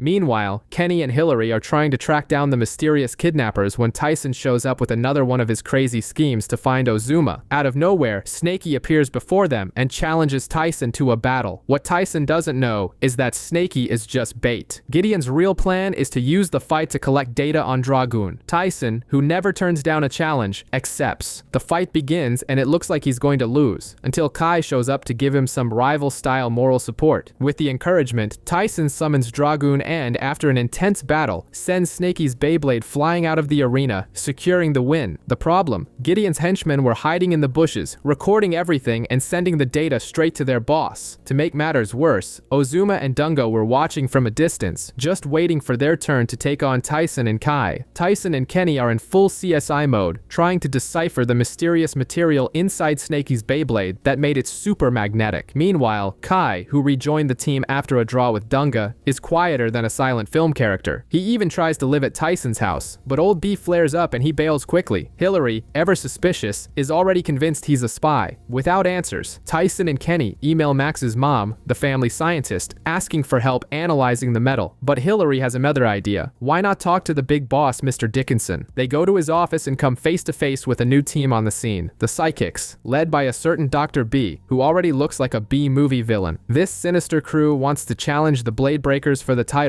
but first, they have to get through the BBA's rookie team, which they do without breaking a sweat. What no one knows is that behind it all is Gideon, the puppet master. His plan is to gather all 4 Bladebreakers in one place to execute a secret scheme involving their bit beasts. With the plan in motion, Kai finally rejoins Tyson's team for good, and Mr. Dickinson makes the call to bring back Max and Ray. The Bladebreakers are back. A new challenge emerges. Team Psychic, a crew that uses magnetic fields to control their Beyblades like they have a cheat code. With Kai back, the team is almost complete, but they urgently need an upgrade to deal with this trickery. Kenny, the team's brain, sends all the data he's collected to Judy, Max's mom, and she doesn't disappoint. Like the Tony Stark of the Beyblade universe, she develops the MG Core, a device that creates its own magnetic field to give the blades more control and speed. The problem? The new tech is incredibly hard to master. The team looks like a bunch of people trying to ride a unicycle for the first time. Seeing the chaos, Hillary steps up as the tough-as-nails coach and creates a super rigorous training program, which obviously leads to a huge fight with Tyson. After the argument, Hillary quits and walks out, but Tyson swallows his pride, apologizes, and convinces her to come back. With her help, the team finally gets the hang of the MG Core. Mr. Dickinson shows up, gives his seal of approval, and confirms they're ready. But just when everything seemed perfect, on their way to the battle, they're drugged on the bus and pass out. The team wakes up, but not in the tournament arena. They've been kidnapped and stranded on a deserted island, like Lost, but with spinning tops. The person responsible? Dr. B, a scientist working for Gideon. His plan is to steal everyone's bit beasts using a new bit beast capture system, which functions like an energy net, a sort of high-tech ghost trap. Meanwhile, Mr. Dickinson arrives at the stadium to find it empty. He realizes something is seriously wrong when he discovers there's no record of the battle, or of the bus he sent himself. The worry sinks in. To make things even more mysterious, Ozuma and Dunga appear, spying on Mr. Dickinson, implying they know more than anyone else. Back on the island, the first forced battle begins. Max versus Chameleon, one of the players from Team Psychic. The situation looks grim for Max, but at the last second, he summons Drasil with all his might. The Bit Beast not only wins the fight but also destroys the capture system in the process. A small victory, but now the Bladebreakers have a new problem. How the hell are they going to get off this island? They do the most cliche thing from a horror movie. They decide to split up. Kai's group, with Kenny and Hillary, heads towards a lighthouse, hoping to get a signal out and call for help. Meanwhile, the other three, Tyson, Ray, and Max, stumble right into the location of the next battle. Kai's group doesn't have it easy. The mysterious kidnapper who trapped them on the island has set up booby traps along the path, and they nearly get roasted trying to reach the lighthouse. On the other side of the island, Tyson's team is lured into a cave and walks right into an ambush. There, they're challenged by Bat, a blader who can see in the dark. Since Tyson's ankle is all messed up, up, Ray has to step up. The battle is tense, and Ray almost loses Drigger to the enemy, but then Tyson has a stroke of genius. He tells Ray to use his spider sense, focusing only on sound instead of sight, and it actually works. By focusing on the noise, Ray manages to target the enemy's betrayals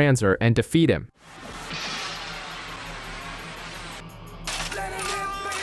Meanwhile, just when Kai's team thinks they're finally going to be able to order a pizza, a new blader appears and challenges our favorite emo to a one-on-one. The gang is still trapped on the island, which is starting to feel like the island of Dr. Moreau, but with battle tops. We discover the villain is Dr. B, but he's a villain with a plan. He proposes a deal, like a Beyblade version of Saw. If each of them defeats a member of his team, they're all free to go. Only Tyson and Kai are left to fight. Kai's group runs into a blader named Fiegel. Kai, in full beast mode, doesn't even break a sweat and beats the guy without even needing to use his bit beast. After the beatdown, they continue their mission to the lighthouse and finally get a satellite signal, sending an SOS to civilization. When they return, they find Tyson in the middle of a battle against Daryl, another Team Psychic goon. The problem is, Tyson's ankle is still in the ICU. Hillary is worried sick, but Kai, with his usual ice-cold demeanor, tells her to stop being dramatic and cheer him on. And Tyson, even though he's busted up, doesn't disappoint. He summons Dragoon and puts on a show. The victory is so epic that Dr. B's computer's blue screen and the entire lab explodes in a scene worthy of a Michael Bay movie. Through the smoke, Mr. Dickinson and Tyson's grandpa arrive in a helicopter to rescue the kids. After being rescued, the Bladebreakers are recovering. Well, most of them. Tyson, who's no fool, decides to fake being more injured than he is just to skip school and chill at the hospital. Of course, the charade doesn't last long, and he gets caught. Soon after, Mr. Dickinson shows up with a new mission: find Ozuma and the invisible Bit Beast crew, who are now seeking revenge. Meanwhile, we meet the real mastermind behind the attacks, Gideon, a scientist who wants to use battle data to create artificial Bit Beasts. The guy basically wants to create a Beyblade Frankenstein and orders the development of the Cyber Bit Beast. The gang returns home, and Tyson gets a brand new launcher as a gift. He barely has time to test out his new toy before Kai is challenged by Dunga, one of the hooded bladers. During the battle, Gideon's scientists try to hack into Dronzer to steal its data. The operation is interrupted, but not before they get what they need. Dunga, poor guy, gets thrashed by Kai, but the damage is done. The scientists have gathered enough information to create the Cyber Bit Beasts, putting the Bladebreakers on a collision course with a new and dangerous problem. Speaking of scientists, in a secret lab, the infamous Dr. B is trying to create cybernetic Bit Beasts like a bootleg version of Dronzer, but the experiment blue screens and blows everything up. Out of nowhere, the Saint Shields, Mariam, Dunga, and Joseph appear and immediately challenge Max to a battle. Ray, who doesn't take crap from anyone, jumps in to help. But the Saint Shields aren't playing around and use team tactics that leave both of them in the dust. Things were getting ugly, but Ozuma appears again to be the party pooper and orders his team to fall back. Tyson comes back swinging, calling out Ozuma for a fight. The battle is intense, but our hero manages to secure the victory using Dragoon. Even in defeat, Ozuma delivers a classic anime taunt, saying that Tyson still has a long way to go if he wants to be the best. Meanwhile, at the villainous corporation, Dr. B and Gideon finally achieve their goal, stabilizing a Cyber Bit Beast. How? Simple. They took the Bladebreakers' data and threw it all into a digital blender. To test their new toy, they sent a guy named Jerry from Team Psychic to a local tournament. But, like in any good monster movie, the creation goes haywire. The Cyber Bit Beast goes berserk and starts destroying the entire stadium. Chaos mode activated. The Bladebreakers watch from the sidelines and figure it out. Their enemies aren't just competing, they're cloning their Bit Beasts with technology. The threat is on a whole new level now, and they're in much deeper trouble. After the discovery, panic sets in among the Bladebreakers. The solution? Good old-fashioned Rocky Balboa-style training, complete with strict supervision to make sure no one slacks off. In the middle of all this, Hillary is frustrated that she can't see the Bit Beasts and starts performing bizarre rituals that do nothing but provide comic relief. While they're sweating it out, Dr. B continues his unstable experiments in the lab, cooking up more trouble. To test if the training is working, the Saint Shields return for a surprise inspection. Joseph challenges Ray to a duel that is pure chess with Beyblades. It's a total strategy battle, but Ray, using Drigger, comes out on top and shows that the hard training paid off. Seeing the result, Ozuma finally acknowledges the Bladebreakers' strength, gives them out of respect, and leaves with his team. The scientists finally complete their masterpiece, a cybernetic Bit Beast, a Beyblade Frankenstein, and now they just need a pilot crazy enough to control the machine and take down the Bladebreakers. Meanwhile, Kai is training hard with with his new Beyblade, Dronzer Volcano, a 2.0 version that Kenny built after the old one was trashed. Out of nowhere, Wyatt, a childhood friend of Kai's, shows up asking to be his student, but Kai immediately senses that the guy's vibe is off. He doesn't want to train. He wants a shortcut to power, and Kai, of course, shuts him down. Guess who shows up to control Wyatt? The same scientists who promise him the championship title if he agrees to use their Bit Beast. And just like that, it's a done deal. So what do you say? I say you bet!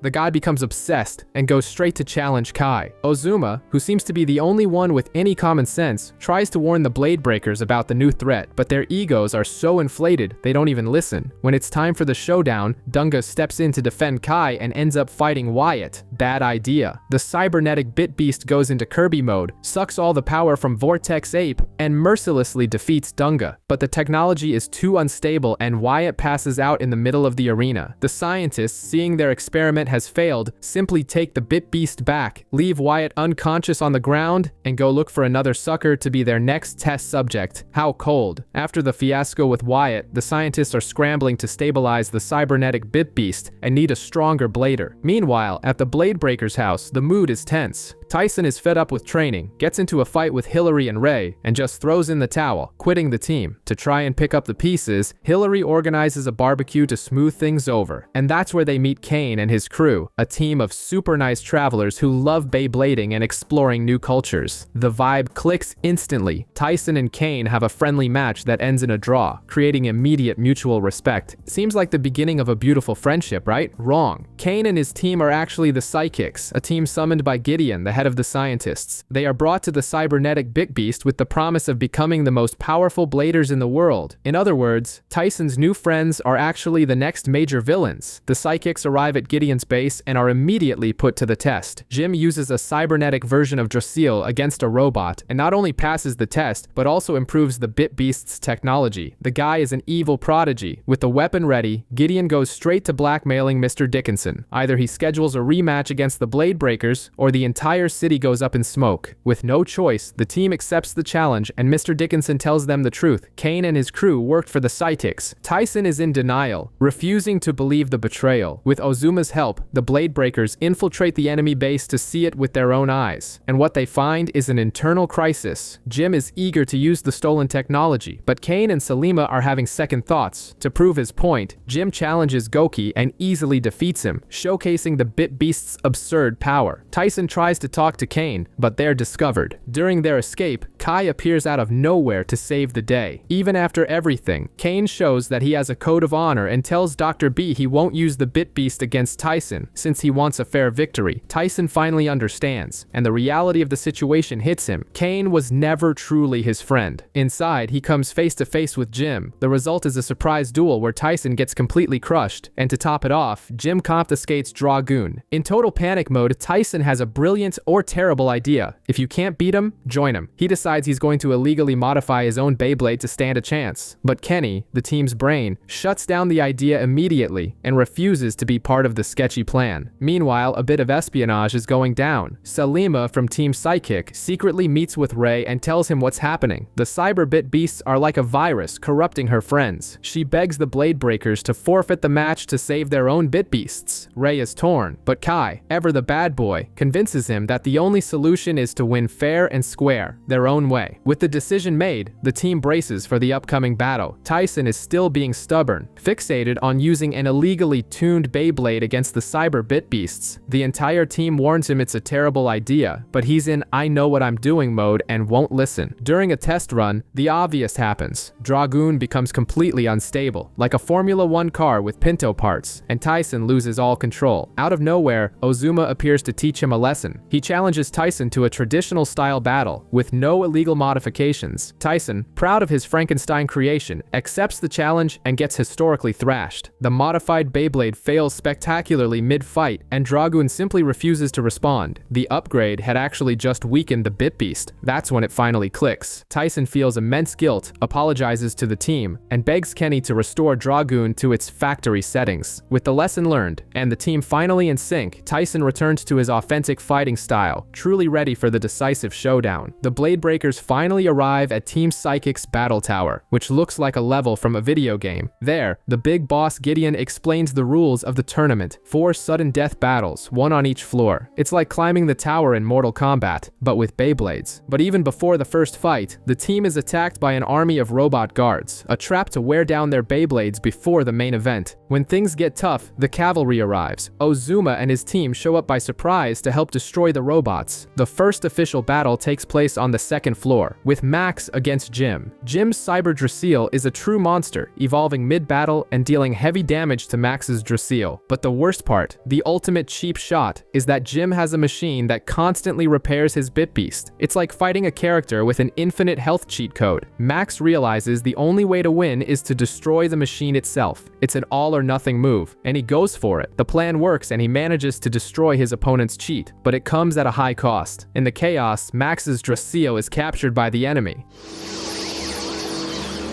They took him.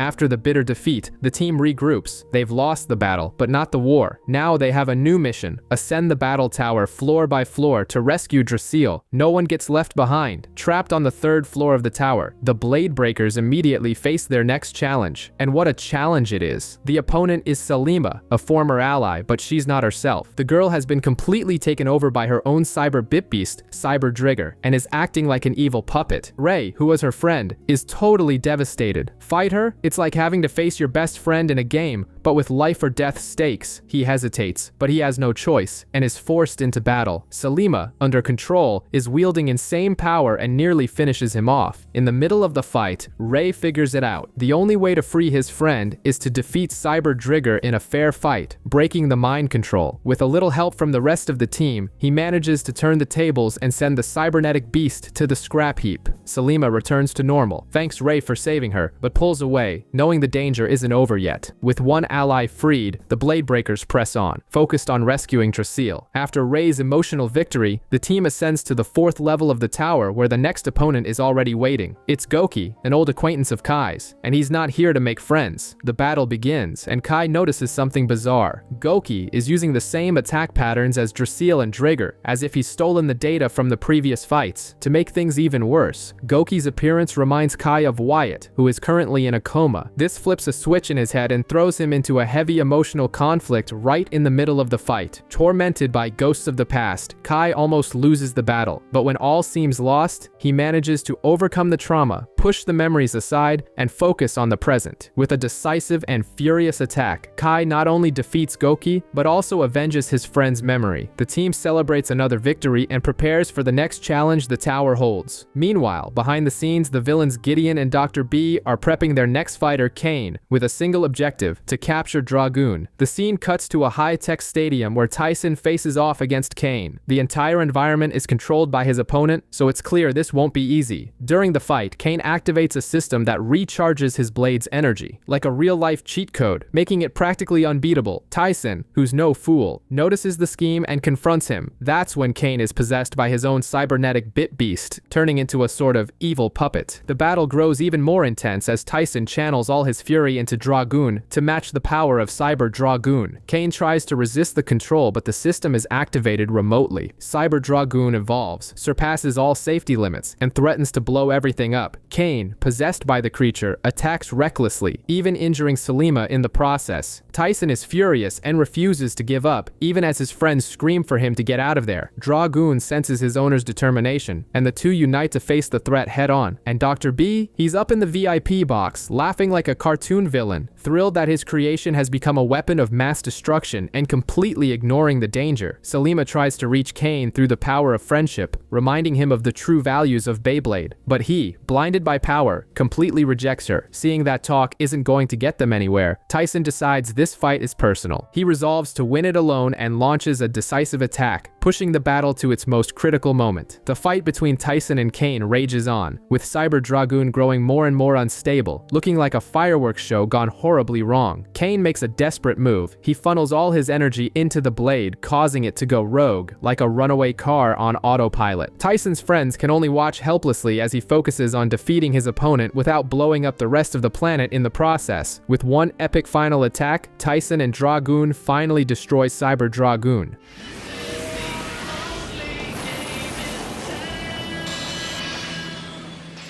The problem is, the energy released is so massive that the entire structure begins to collapse. It's time to run like there's no tomorrow. As everyone flees, Tyson and Max pull a heroic move, risking everything to save Drasil. And who shows up to help? Ozuma's team, arriving just in the nick of time to rescue the group. After their escape, Kane and Selima finally learn their lesson. There are no shortcuts to power. They realize that friendship and teamwork are what truly matter. A classic anime life lesson. Tyson and Kane part ways with mutual respect, showing that their rivalry stays in the arena and the gang moves on, ready for whatever comes next. After defeating Gideon, the gang decides to take a short vacation in New York to repair their Beyblades and unwind a little. Once there, they meet Max's mom, Judy Tate, who takes them to a secret BBA research facility. It's straight out of a spy movie. Inside, she shows them an ancient rock, like an artifact from an Indiana Jones movie, discovered in Mexico with inscriptions from a pre-Incan civilization. Curiosity gets the better of them, and they decide to test a small fragment of the rock in a Beyblade. The result? An explosion that nearly unleashes a bit beast, proving the rock is incredibly powerful and unstable. In the midst of all this, Alan, Max's childhood friend who works at the lab, shows up and invites the gang to a tournament. Everything seems fine until the mysterious rock is stolen, and Alan is one of the thieves. Tyson tries to play the hero and chases the culprits on his bike, in a scene worthy of a low-budget Fast and Furious, but they manage to escape. The mood turns serious when Max, completely shocked by the betrayal, corners Alan at the scene of the crime. He demands an explanation, just as the police arrive to add fuel to the fire. Max confronts the traitor Alan in the battle of former friends. Max is using his new Drasil Viper, but Alan is armed with a Beyblade powered up by a piece of the stolen rock, which drains its opponent's energy like a vampire. Alan plays dirty and makes a proposition. If Max wins, he'll tell him the whole truth. This messes with Max's head, but he manages to focus and launches a full-force counterattack. The first match is so intense it ends in a draw, forcing a second round. In the next attempt, Alan tries to summon a bit beast using the rock's power, but the move backfires. The energy is too unstable and fails, proving he has no real control over what he stole. In the rematch, Max uses his head, comes up with a strategy, and wins with his Viper wall attack. Defeated, Alan comes clean. He stole the rock out of pure greed and envy of Max. To make matters worse, he reveals he was hired by a mysterious blonde woman. They make peace, and Max's mom holds off the police, ensuring the answers would come without the need for handcuffs. Back in the city, the team meets up with Mr. Dickinson, who reveals a bombshell. He found an identical rock 30 years ago with a man named Dr. Zagart. The problem is, Zagart disappeared, stealing the rock and all the research data. We have our new villain. Meanwhile, in his secret lab, Zagart is succeeding, managing to extract bit beasts from the rock. The man is a first-rate mad scientist. On the hero's side, Tyson gets an upgrade, the Dragoon V2. The new Beyblade is a beast, super powerful, but so wild that Tyson can't control it properly. And of course, there's barely time to train before a new group shows up to cause trouble. The Saint Shields, led by Ozuma, who want to capture Dragoon at all costs. During the battle, Tyson struggles to adapt to his new power and ends up cornered. But just when all seems lost, a new blader named Zio appears out of nowhere and helps Tyson. The Saint Shields retreat, vowing to return. Zio introduces himself as a huge fan of Tyson, but everyone is a little suspicious. Nobody is just a fan in these kinds of stories. Kenny, our tech genius, even creates a bit finder to track the rock's energy, but the device is like a ghost detector that doesn't work. It finds no clues. Meanwhile, Tyson's #1 fan, Zio, shows up out of the blue, asking to be trained to prove he's a true friend. Tyson is a bit impatient, but eventually agrees to help the kid practice. Across town, the villainous Dr. Zagart chooses a blader named Foxy and gives him a Beyblade powered up with energy from the stolen rock. It's like handing a super weapon to a random henchman. Foxy doesn't waste any time. He goes straight for Ray and demands his bit beast. The battle is insane, and his opponent's power is simply overwhelming. Ray and his Driggers suffer, but after a fight full of twists and turns, he secures the win. Foxy flees, but the message is clear. Things have gotten serious, and the Bladebreakers have a target on their backs. Kenny confirms what everyone already suspected. Foxy's bit beast really did come from the stolen rock. In other words, Zagart is cooking up something sinister with that power. With the threat knocking at their door, the Bladebreakers decide it's time to get serious about their training, like Rocky Balboa before the final fight. In the middle of the chaos, Zeal returns to ask Tyson for help again, this time to pass a skills test. Tyson, somewhat reluctantly, agrees, and the kid shows he's got talent, improving drastically. Meanwhile, Dr. Zagart is having a serious talk with his scientist. He's furious because he needs a blader strong enough to handle the raw power of the rock. The rock's energy must must not be wasted on weak bladers who cannot compete.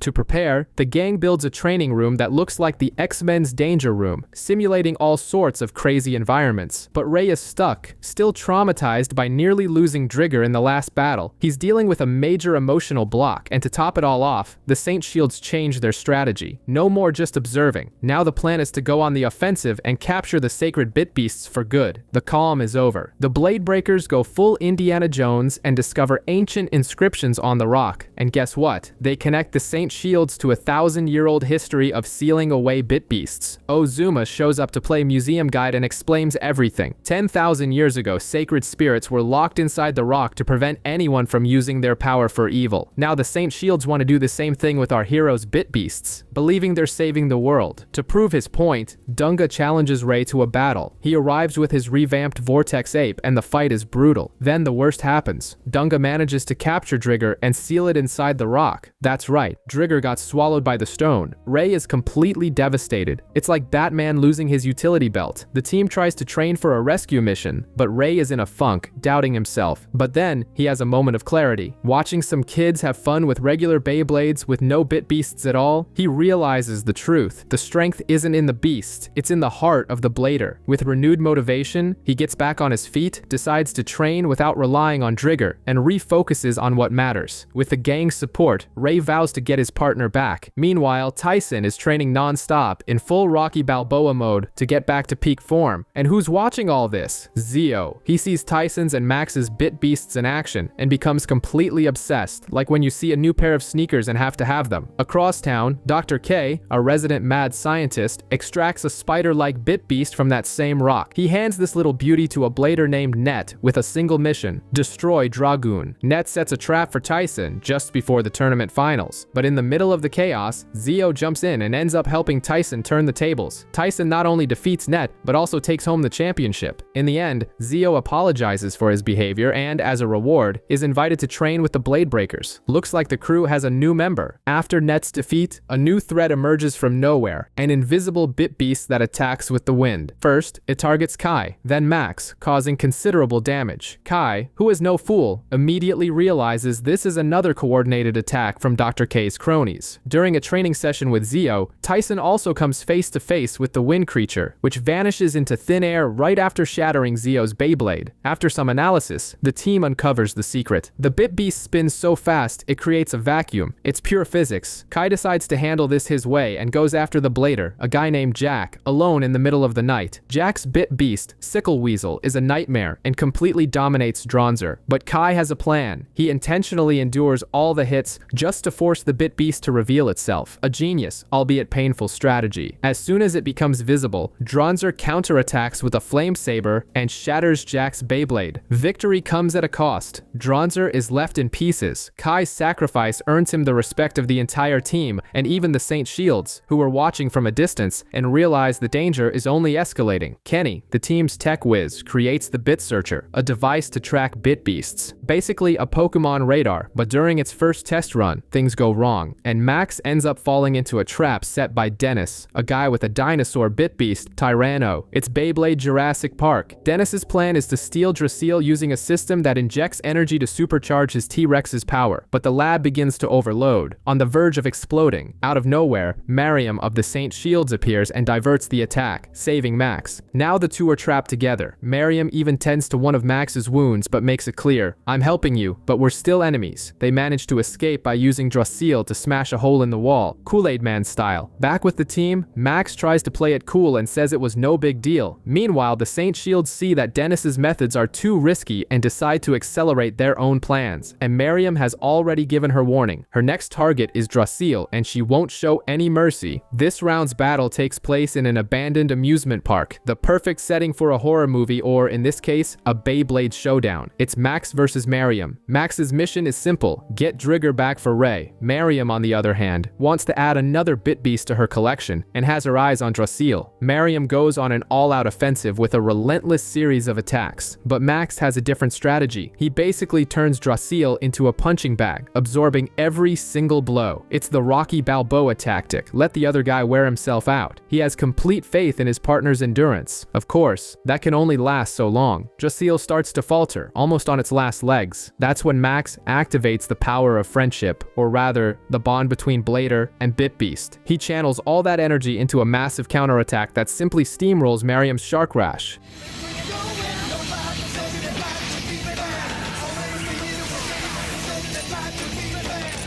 Defeated, Mariam finally gets it. She sees Max's dedication to his team and the depth of their connection with their beasts. It's a moment of respect, but the rest of the Saint Shields aren't so easily convinced. For them, the mission to capture the Bit Beasts continues. Next on the list is Kai, who's set to face Dunga on a less than safe battleground, the frame of a roller coaster. Because fighting on the ground is just too boring, right? Dunga's Vortex Ape is a monster and dominates the fight from the start, forcing Kai onto the defensive. Things are looking bleak for our favorite bad boy. Seeing his friend in trouble, Ray, who is still without Drigger, decides he's not going to just stand by and watch. He jumps into the fray to help Kai, even without his Bit Beast. That's the kind of loyalty we love to see. And this act of pure camaraderie works like a summoning call. Out of nowhere, Drigger simply reappears, but with an upgrade. It has evolved into Drigger 5. It's like your Pokemon evolving in the middle of a gym battle. Now the fight is 2-on-1. Dronzer and the new Drigger 5 team up, and the result is a massacre. They overwhelm Vortex Ape until it's shattered to pieces. Dunga is down, but their leader, Ozuma, warns them that the party isn't over yet. It's time for the final showdown. Tyson versus Ozuma. The atmosphere feels like a season finale. Ozuma is out for blood, channeling an ancient fury that pushes his Flash Leopard to its absolute limit. The clash is so intense that he even manages to damage Dragoon's attack ring. Even with all the damage, Dragoon refuses to go down. Tyson, of course, doesn't know the meaning of the word quit and reaffirms his unbreakable bond with his Bit Beast. It's the classic protagonist speech that gives him that final push. In a climactic exchange of blows, both Bit Beasts unleash their maximum power. The result is a massive explosion, a catastrophic draw that leaves both bladers knocked out on the ground. When he wakes up, Tyson sees that his Dragoon is intact. Ozuma, having witnessed the deep bond of the Bladebreakers, has an epiphany. He simply abandons his mission. He entrusts the sacred Bit Beasts to the team's care, but leaves them with a warning. If their bond ever breaks, he'll be back. The Saint Shields depart, and the team emerges victorious. Meanwhile, in some secret lab, a scientist who looks like he's behind on his bills reveals his new evil plan. Use a kid named Denny and his Bit Beast, Clarkin, to capture the Bladebreakers' Bit Beasts, and the plan is immediately put into action. Denny shows up out of nowhere and challenges Ray. Clarkin goes after Drigger with full force, and things look bad. But just when the situation gets dire, Zeo emerges as an unexpected hero, gives Ray a hand, and together, they knock Denny out. The Bladebreakers are so impressed with Zeo's actions that the invitation comes instantly. He is officially the 5th member of the team. The crew is now complete. With Zeo officially on the team, the Bladebreakers arrive at the Beyblade World Championships ready to dominate. But the game has changed. The new format requires tag team battles, which messes with the gang's entire strategy. Zeo proves his worth by winning his debut match, but right after, he vanishes. No one knows where he went. The mystery is in the air. Meanwhile, in the villain's corner, Dr. K gets fired by the big boss Zagart after her secret schemes come to light. But her termination is just the beginning of the drama. Zagart reveals to Zeo that he is his father, and not only that, he's the mastermind behind all the attacks, supposedly doing it all for his son's future. Classic villain monologue. With this revelation, Zeo switches sides. He goes to Tyson and the others and drops the line no one wanted to hear. From now on, they are enemies. The mood instantly darkens. To seal this pact of betrayal, Zagart gives his son a new and powerful Bit Beast, Cerberus, with a single mission: defeat the Bladebreakers and take everything from them. The team's newest member is now their greatest rival. Zeo enters a training mode to try and master the power of Cerberus. The pressure is immense, with his father, Zagart, breathing down his neck and demanding results. Meanwhile, the Bladebreakers are in tech mode, racking their brains to figure out the best tag teams for the World Championships. With Kenny's analysis and Hillary's input, they try to devise a strategy to make a strong showing. While idly watching the preliminary matches, Kai is challenged by a very strange duo, King and Queen, who introduce themselves as rare parts hunters. Their whole vibe screams trouble. The battle is completely dirty. The duo's goal isn't to win, but to dismantle Kai's Dronzer right in the middle of the arena, like an evil pit stop, just to steal its components. Kai's Beyblade is completely destroyed. Back at the evil lair, after failing 42 times, Zio finally gains control of Cerberus. The beast's power is absurd, and now he feels invincible.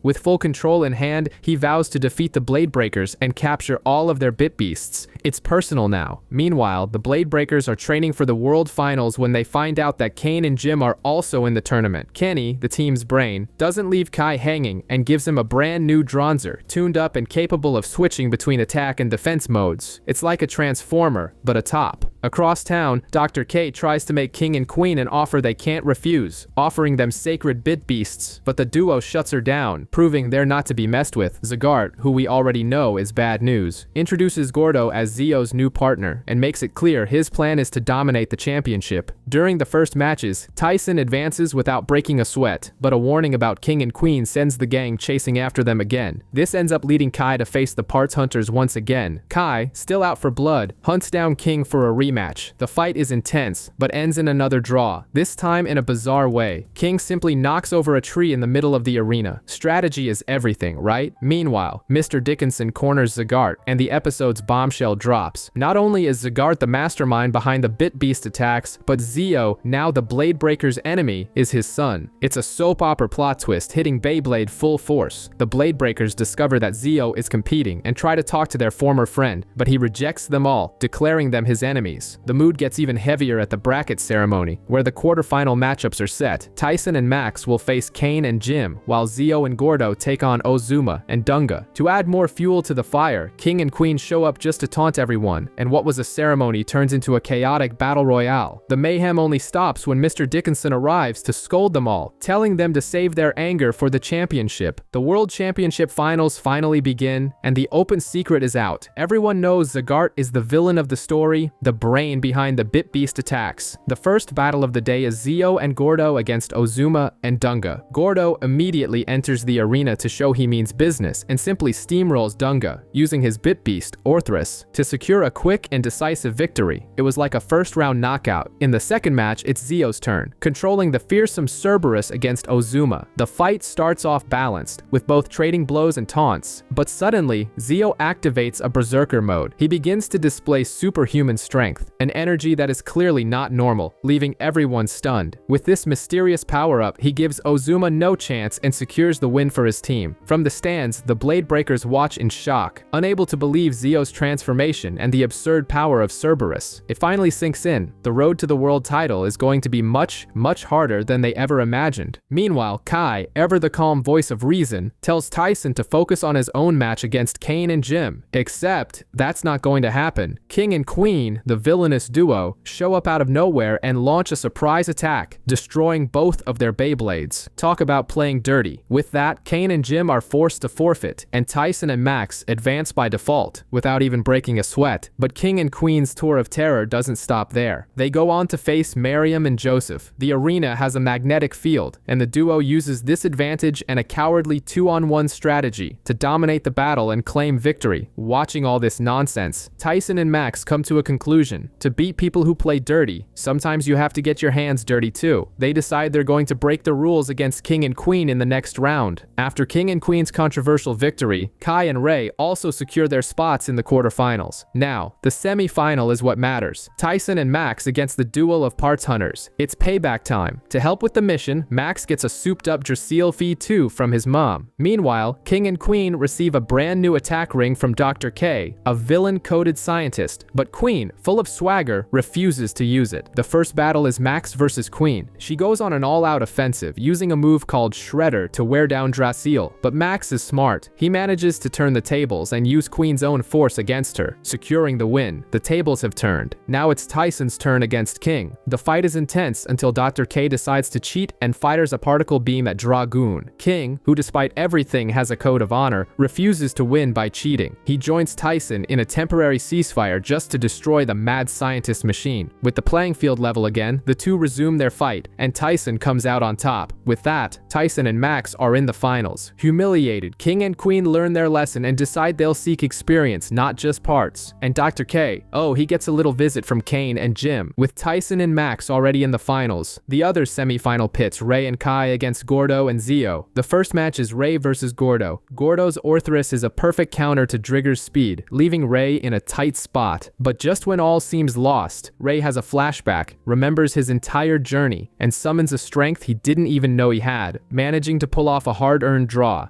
But is it enough? It's a tie. It was almost like a power-up straight from the script. Now, the decision comes down to the duel between Kai and Zio. Whoever wins takes their team to the finals. The tension is at its peak, but the fight is a massacre. Zio's Cerberus is on another level, simply overwhelming Kai's Dronzer. Not even Tyson's cheers from the stands can help. Kai is defeated in a crushing blow. And to add insult to injury, Zio captures the Dronzer Bit Beast, which in the world of Beyblade is like your rival stealing your strongest Pokemon. It's a devastating blow. With this victory, Zio and Gordo advance to the grand finals. Now, Tyson and Max will have to face a duo that not only defeated them, but is also in possession of one of the most powerful bit beasts in the tournament. The final promises to be insane. Tyson, of course, is furious. He goes into hermit mode, isolating himself to train alone and ignoring everyone. Meanwhile, Kenny, the team's tech nerd, is playing detective. He analyzes footage of the fight and notices some signal anomalies, leading him to a sci-fi movie conclusion. Zio is an android. He rushes to tell Mr. Dickinson, who decides to investigate Dr. Zagart, the likely Dr. Frankenstein behind this creation. In the midst of all this chaos, Kai, completely shattered by the loss of his partner Dronzer, announces he's quitting Beyblade forever. Things are looking bleak, but after a nightmare about his defeat, Tyson finally snaps out of it, understands that unity is strength, and returns to train with the gang, ready to face Zio. The grand final begins, and Tyson comes out swinging against Gordo. With agility and a few well-placed attacks, he crushes his opponent and secures the first win, giving the Bladebreakers the lead. The crowd goes wild. Next up is Max, who steps into the arena to face Zio, but things get complicated. Zio summons Cerberus, a beast that looks like it came straight from hell, and completely dominates the match. While Max is getting pummeled, Kenny notices that the signal interference is getting stronger. He and Mr. Dickinson waste no time and go to confront Dr. Zagart, and then the bombshell drops. The doctor confesses everything. Zio is an android he created to replace his son who died, and he needs to absorb the sacred bit beast for Zio to become human. A villain story on a reverse Pinocchio level. Back in the arena, Zio proves he isn't bluffing. He absorbs Max's Draciel, wins the battle, and ties the series. It's all even now. The World Championship title will be decided in the final one-on-one match. Tyson versus Zio. The fate of the Bit Beasts and the entire tournament is on the line. Tyson and Zio are launching their Beyblades at an absurd speed, with a power level over 9,000. In the middle of the clash, Zio reveals he's an android and explains that he needs Dragoon to finally become a real boy. The guy is literally fighting for his dream of being human. Poor Pinocchio. Tyson feels the pressure and unleashes his special move, the Hyper Victory Tornado, but Zio is unfazed and counters by using the power of Cerberus combined with the Dronzer he stole from Kai. The situation becomes critical. When all seems lost, Tyson focuses on the strength of friendship and the unity of his team. With this newfound strength, he launches a final attack so powerful it completely shatters Zio's Beyblade, freeing the trapped Dronzer and Draciel. Zio is devastated, unsure of his purpose now, but Tyson, showing he's a true hero, consoles him and says their friendship is worth more than anything. The Bladebreakers celebrate their victory and the World Championship title, proving that the real power was in the bonds they created all along. Tyson, with another trophy on his shelf, is already acting like the neighborhood Beyblade master. He gathers a group group of kids to teach them the ropes, but the lesson is interrupted by a cocky kid who shows up looking for trouble. His name is Daichi, and he immediately challenges the champion. The battle begins, and the newcomer goes all out, putting Tyson in a tough spot. And the worst part, Daichi's Beyblade is like a professional plagiarist, copying Tyson's every move and stealing his energy in the process. It's practically a power vampire. But when the going gets tough, a champion is a champion. Tyson unleashes his special move, the Galaxy Storm, and turns the tide, knocking Daichi out. The newcomer is humiliated and, like any good loser, immediately demands a rematch. Tyson is sick of the kid and decides to leave, but as he's heading out, another character suddenly appears. It's Jin of the Gale, and guess what? He also wants to take the world champion title from our hero. The life of a celebrity isn't easy. There's always someone else gunning for your spot at the top. Daichi won't leave Tyson alone, insisting on a battle at all costs. The chase is so relentless that they turn a peaceful day at the pool into total chaos and end up getting kicked out. It's at this moment that Daichi gets real. He wants to defeat Tyson and become the new world champion. The rivalry has been officially declared. Meanwhile, elsewhere, Ray faces Jin in a tense battle. The result? A defeat.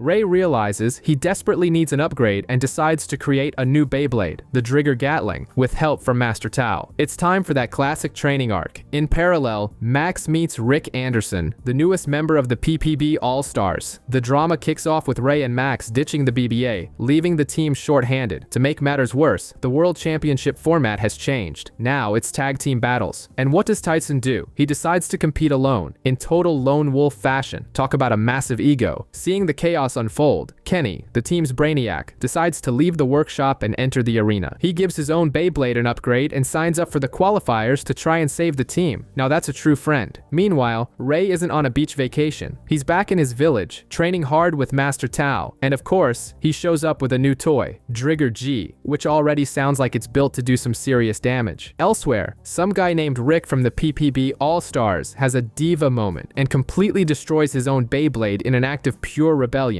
The qualifiers begin, and like true anime protagonists, Tyson and Daichi almost miss the registration deadline, showing up at the last second, but the real surprise comes right after. Kai appears out of nowhere, confirming he'll be Tyson's rival and dropping the classic bad boy line that he's going his own way. The tension just got thicker than a championship final. The qualifiers are heating up, and Tyson storms into Block A, mowing down his opponents like they're nothing. He advances without even breaking a sweat. Kenny also proves he's more than just a pretty face behind a computer, winning several battles. But his heroic journey ends in the semifinals against a guy named Kotaro. Kotaro's Beyblade is basically a professional copycat. It mimics his opponent's moves and even changes color, like a cheating chameleon. In the Block A final, Tyson faces this copy machine. He quickly figures out the guy's weakness. All that imitation drains a ridiculous amount of energy from the Beyblade. It's like using a special move that drains your entire health bar. Armed with this knowledge, Tyson exploits his opponent's flaw and secures the win with pure strategy. While all this chaos is happening in Block A, Daichi is on an absolute rampage in Block B, crushing everyone without mercy. The stage is set. The block's grand final will be an explosive showdown between him and the almighty Kai. It's decision time. The final showdown is between Daichi and Kai. When Daichi finds out the event is tag team and he won't get to face Tyson, he gets totally pissed. Still, he decides he's going to take all his frustration out on Kai. As things heat up, a mysterious guy named Jin is lurking in the shadows, listening to the crew's backstage conversations. The final kicks off in a jungle-like arena filled with obstacles, giving Daichi a clear advantage. He goes after Kai with everything he's got, attacking relentlessly. And Kai, he just stands there, taking a beating like a punching bag, leaving Tyson and the others in the stands in despair. But then, out of nowhere, as if he got a signal from the gods, Kai decides to fight back. He summons Dronzer and with a single blow, obliterates Daichi. It's over. Kai is announced as Tyson's partner, but Mr. Dickinson arrives with more news. The new team, BBA Revolution, will have 2 reserve players, Daichi and Kenny, and the announcement is made by Jin himself, who reveals his identity. He's Hiro, Tyson's older brother who has returned to be the team's new coach. The Block A final is going down in Dot Stadium, which looks more like Swiss cheese with all its holes. On one side, Max, on the other, Emily. She comes out swinging with Tri-Gator's rapid attacks, but Max is clever. He uses Dracil to dodge everything and pushes Emily out of the stadium. securing the win. Simple as that. Meanwhile, in Block B, Rick defeats Michael in Mogul Stadium with his special move, Drop Rock. His victory leaves the All Stars looking pretty sour. Seems like there's some internal drama going on. In the other Block B bracket, we've got a family feud, Ray versus Lee of the White Tiger X Clan. Ray comes out on top and even gives Lee a lecture, telling him he needs to connect better with his bit beast, Galleon. Elsewhere, Tala simply steamrolls Sergey, qualifying the Blitzkrieg boys without breaking a sweat. While all these finals are happening, Tyson and Daichi are focused on training, but their session is interrupted by some bombshell news on TV. The European team was completely wiped off the map by a mysterious team called the Barthez Battalion. No one knows where they came from, but they've already made a scene. The BBA Revolution team heads to a remote training camp to prepare for the tournament. As soon as they arrive, Hiro reveals that Kai has ditched the team. Tyson gets so pissed he almost throws in the towel too, but Hiro manages to convince him to choose a new partner. Guess who he picks? Daichi. And what's Tyson's training plan? To drag Daichi into the wilderness to teach him Beyblade survival skills, a sort of Beyblade-themed Naked and Afraid. The plan was going well until Tyson, being Tyson, wanders off the main path, getting them both completely lost in the forest. From there, it's one disaster after another. They fall into a river, lose all their gear, and to top it all off, get trapped in the middle of a forest fire. The only way out is to work together and use their Beyblades in perfect sync to save themselves and put out the fire. Of course, with Tyson and Daichi, that's easier said than done.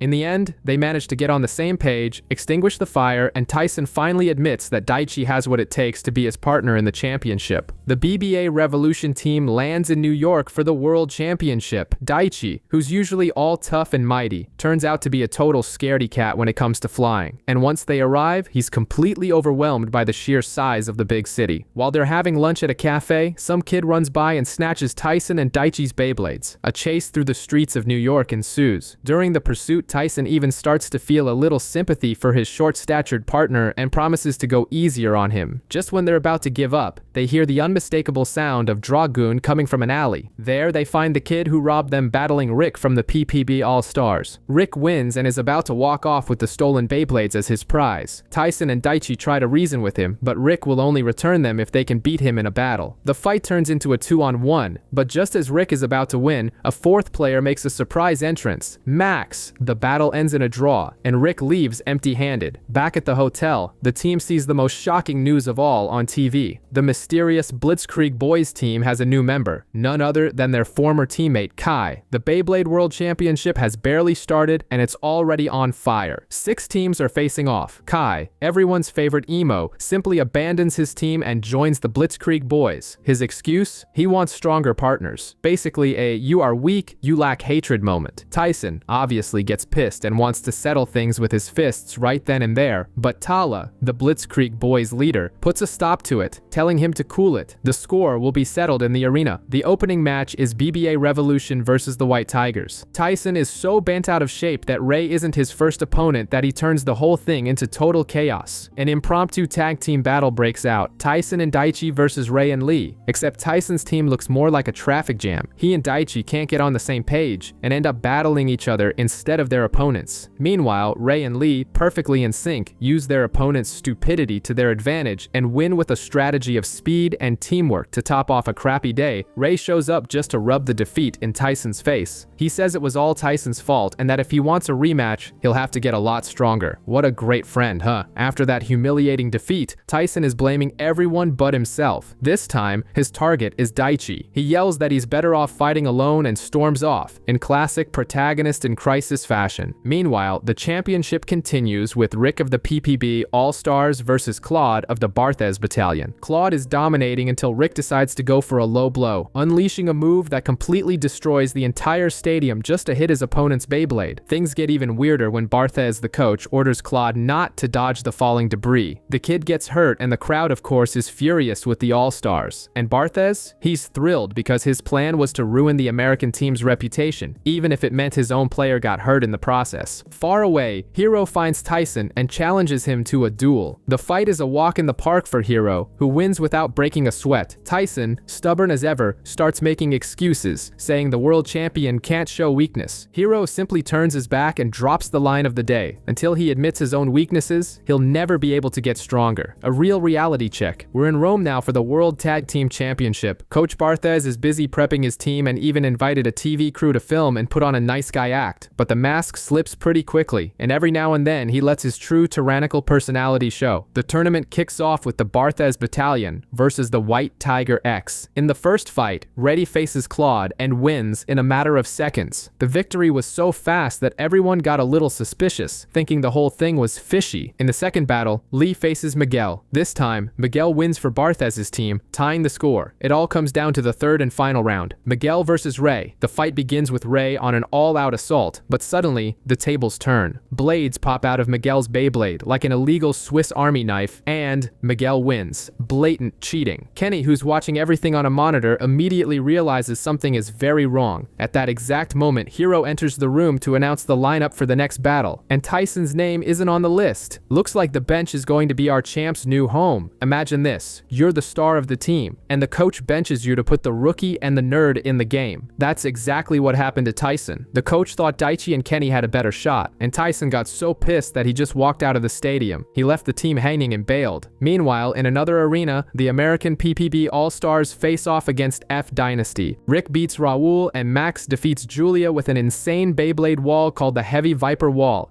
Because there's a blade going overboard. Ciao, Julia, ciao.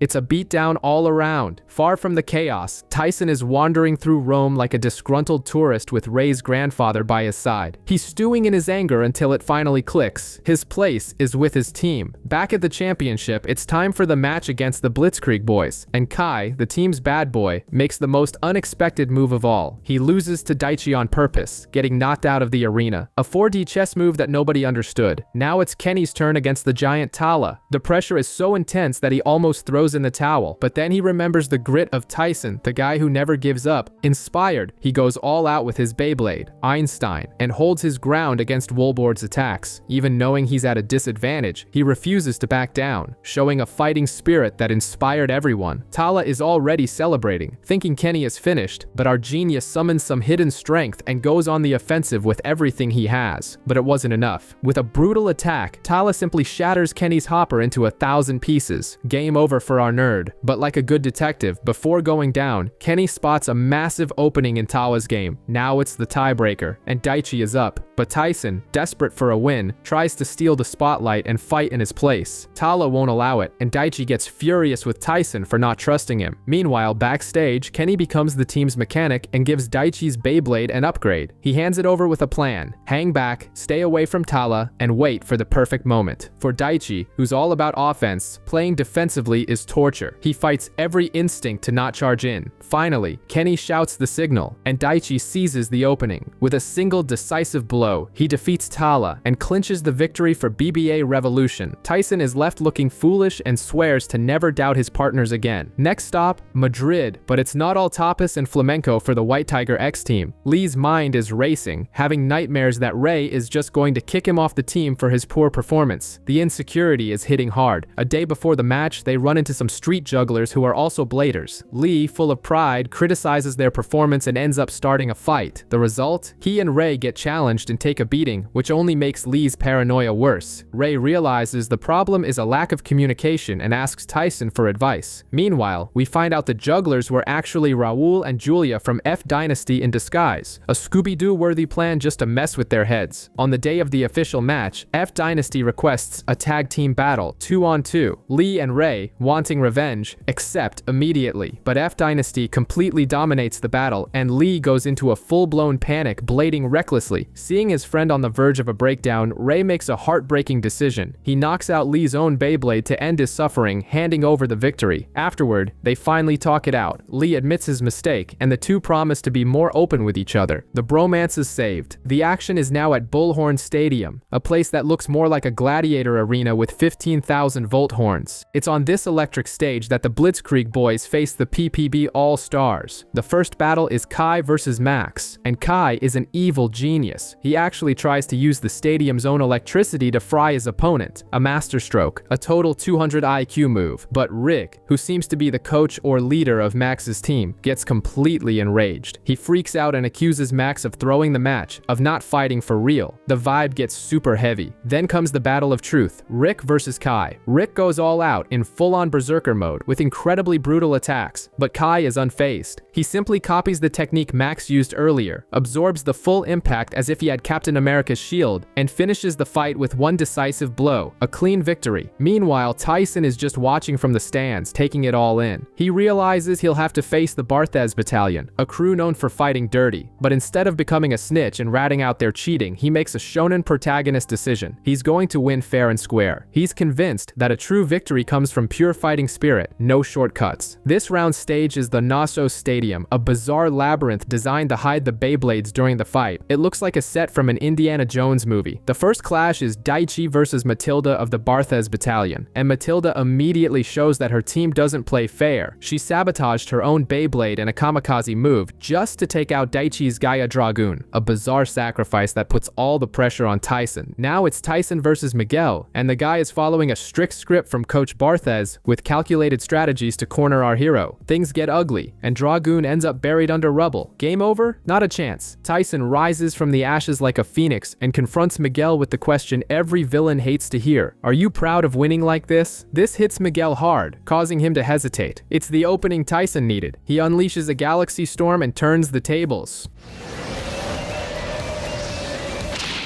Well, it doesn't make a difference now, AJ. Tyson wins.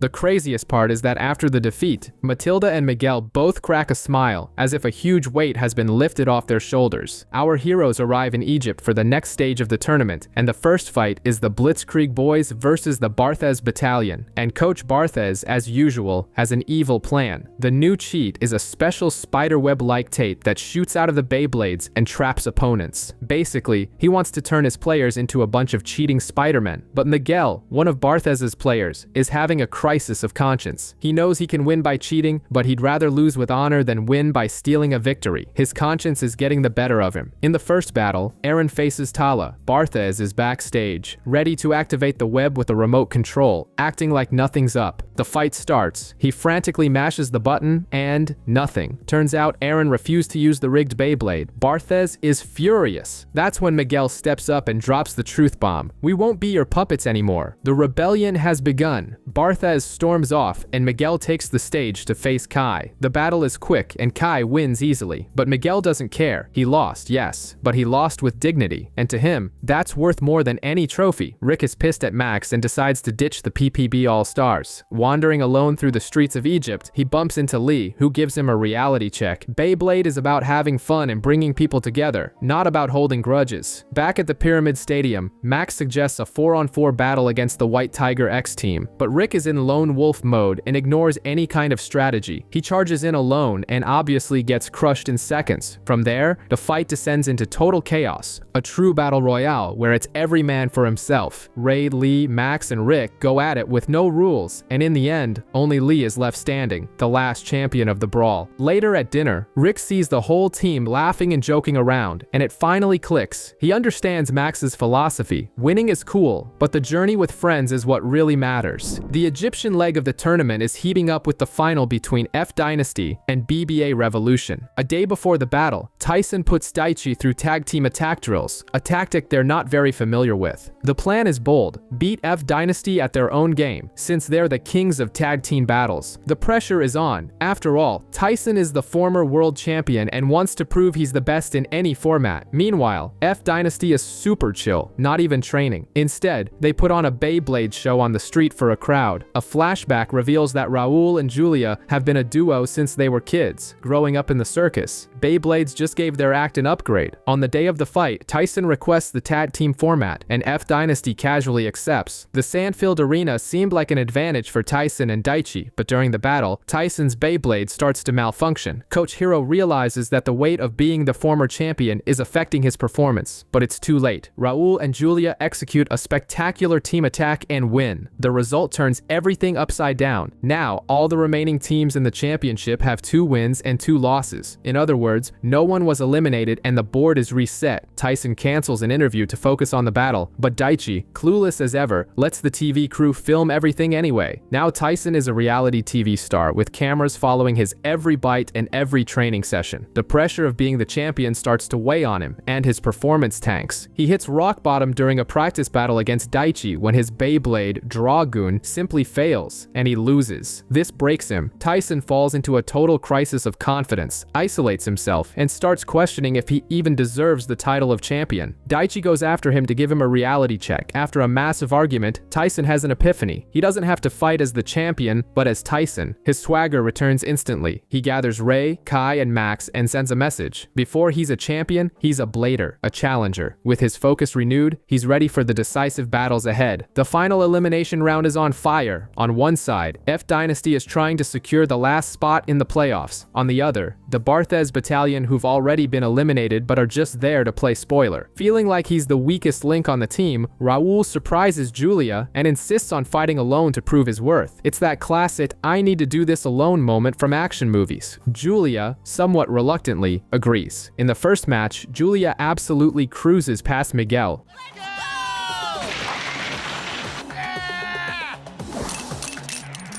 Winning with ease and putting a mountain of pressure on Raul's shoulders. Then it's his turn, against Matilda of the Barthez Battalion, who's using a patched-up Beyblade made from a combination of parts from the whole team. A true Frankenstein's creation. Raul freezes. The pressure is so immense that he becomes an easy target, just standing still in the arena. But when all seems lost, Julia shows up with the perfect motivational speech. She explains that she's only confident in battles because she has him by her side. It's the power of friendship in action. This fires Raul up. He comes back with a vengeance, turns the battle around, and snatches the victory. The Barthez Battalion is eliminated, but they accept defeat with grace, showing great sportsmanship, and F Dynasty moves on. The drama kicks off with Tala defeating Lee in the first battle between the Blitzkrieg Boys and the White Tigers, which puts a truckload of responsibility on Ray's shoulders. Then we move to the decisive match in the Shemenic stage, Kai versus Ray. The duel is simply ferocious, an exchange of power and technique between equals. Both are pushed to their limits. Ray is knocked down, but his Beyblade, Drigger, keeps spinning as if powered by the hope of his entire team. It's that classic anime scene we all love, where willpower defies physics.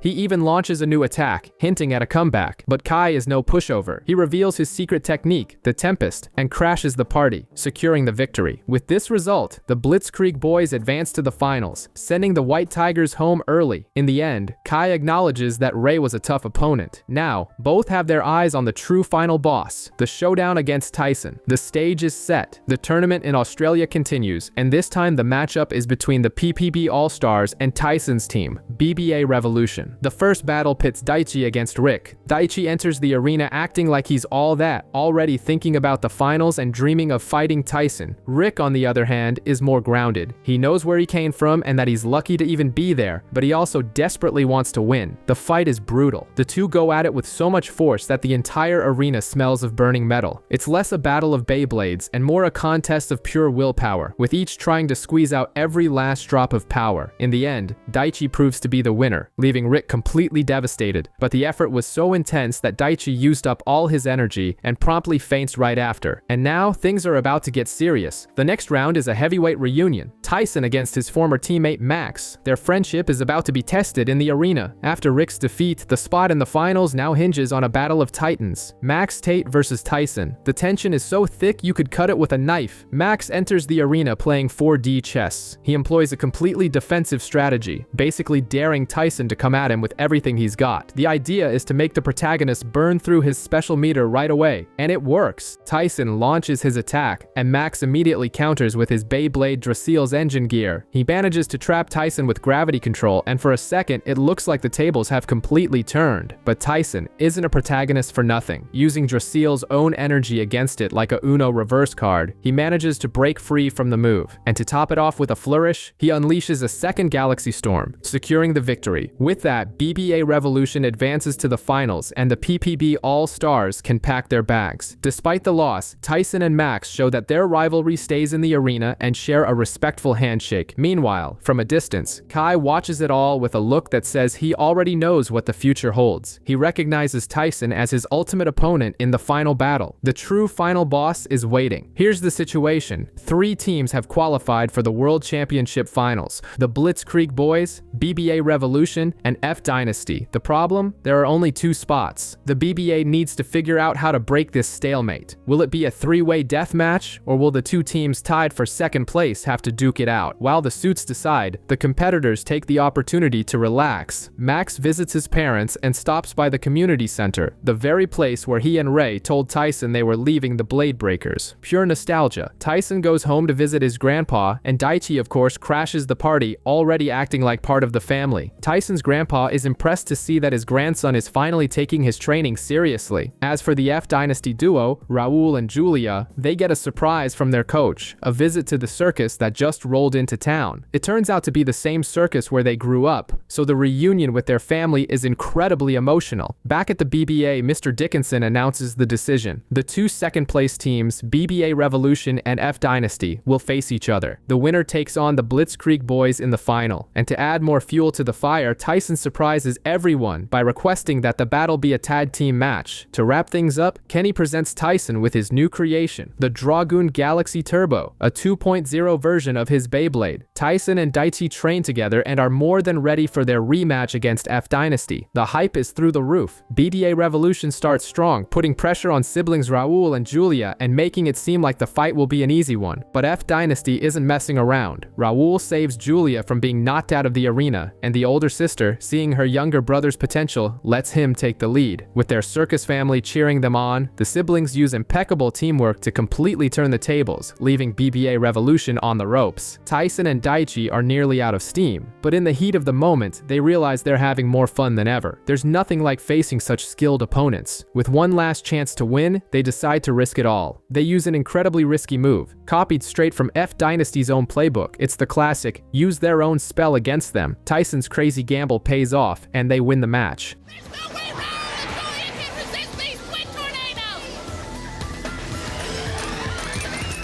The crowd goes wild, applauding not just the victors, but F Dynasty as well for the incredible fight. Raul and Julia are filled with pride. Seeing the result, Kai stands up and leaves the stadium in silence. Finally, he will face Tyson for the title of world champion. The dream final is about to begin. After an insane victory against F Dynasty, BBA Revolution is in the world finals. While Kenny and Hillary race against time to fix the Beyblades, they discover the worst. Dragoon's engine gear is cracked. It's like your car's engine blowing on the day of the most important race of your life. The repair is going to take time. To buy time, Ray and Max step in and drag out an exhibition battle for as long as possible, stalling better than a pushy salesman. Meanwhile, Daichi is already in the arena against Tala, holding on as best he can, but his battery is almost dead. At the last second, with the repairs finally complete, Tyson sprints to the arena like an action movie hero. He arrives just as Daichi is about to be defeated, and what follows is a chaotic mess that ends in a draw. Both Beyblades fly out of the stadium, and Daichi faints from exhaustion. With this crazy result, the championship now rests entirely on the final battle, Tyson versus Kai. The tension is at its peak. With the first battle ending in a draw, it's now all or nothing. The fate of the world championship will be decided in a one-on-one showdown between Tyson and Kai. But to everyone's surprise, Kai shows up looking exhausted, as if he spent the night binge-watching a series. He explains that he tested his new Dronzer Gigs Turbo to its absolute limit just to fight on equal footing with Tyson, a gesture of honor or total madness. Then, the tournament committee reveals the final arena, the Wilderness Stadium, a gigantic place with no boundaries. The battle begins with an insane intensity, shattering pieces of the stadium itself. On one side, Tyson uses the techniques he learned from all his rivals, proving that teamwork pays off. On the other, Kai relies solely on his own raw power, in true me against the world fashion. In the middle of the fight, Kai lets it all out and reveals his motivation. He abandoned everyone and everything to focus only on his own own power to surpass Tyson. Kai activates Dronzer's turbo engine at maximum power, preparing an attack that promises to end it all. He forces the engine gear to spin in reverse, nearly sending Dragoon to the scrap heap. The battle gets so insane that the tournament commissioner intervenes, declaring a draw and wanting to award the trophy to both teams, fearing the Bladers might leave on stretchers. But Tyson and Kai refuse to stop. They look at each other with that classic anime rivalry glare and insist they need to finish the fight. Backed by their friends and the roaring crowd, they return to the duel. Amidst the flying sparks, Tyson reflects that his passion for Beyblade goes beyond winning or losing, and Kai agrees. It's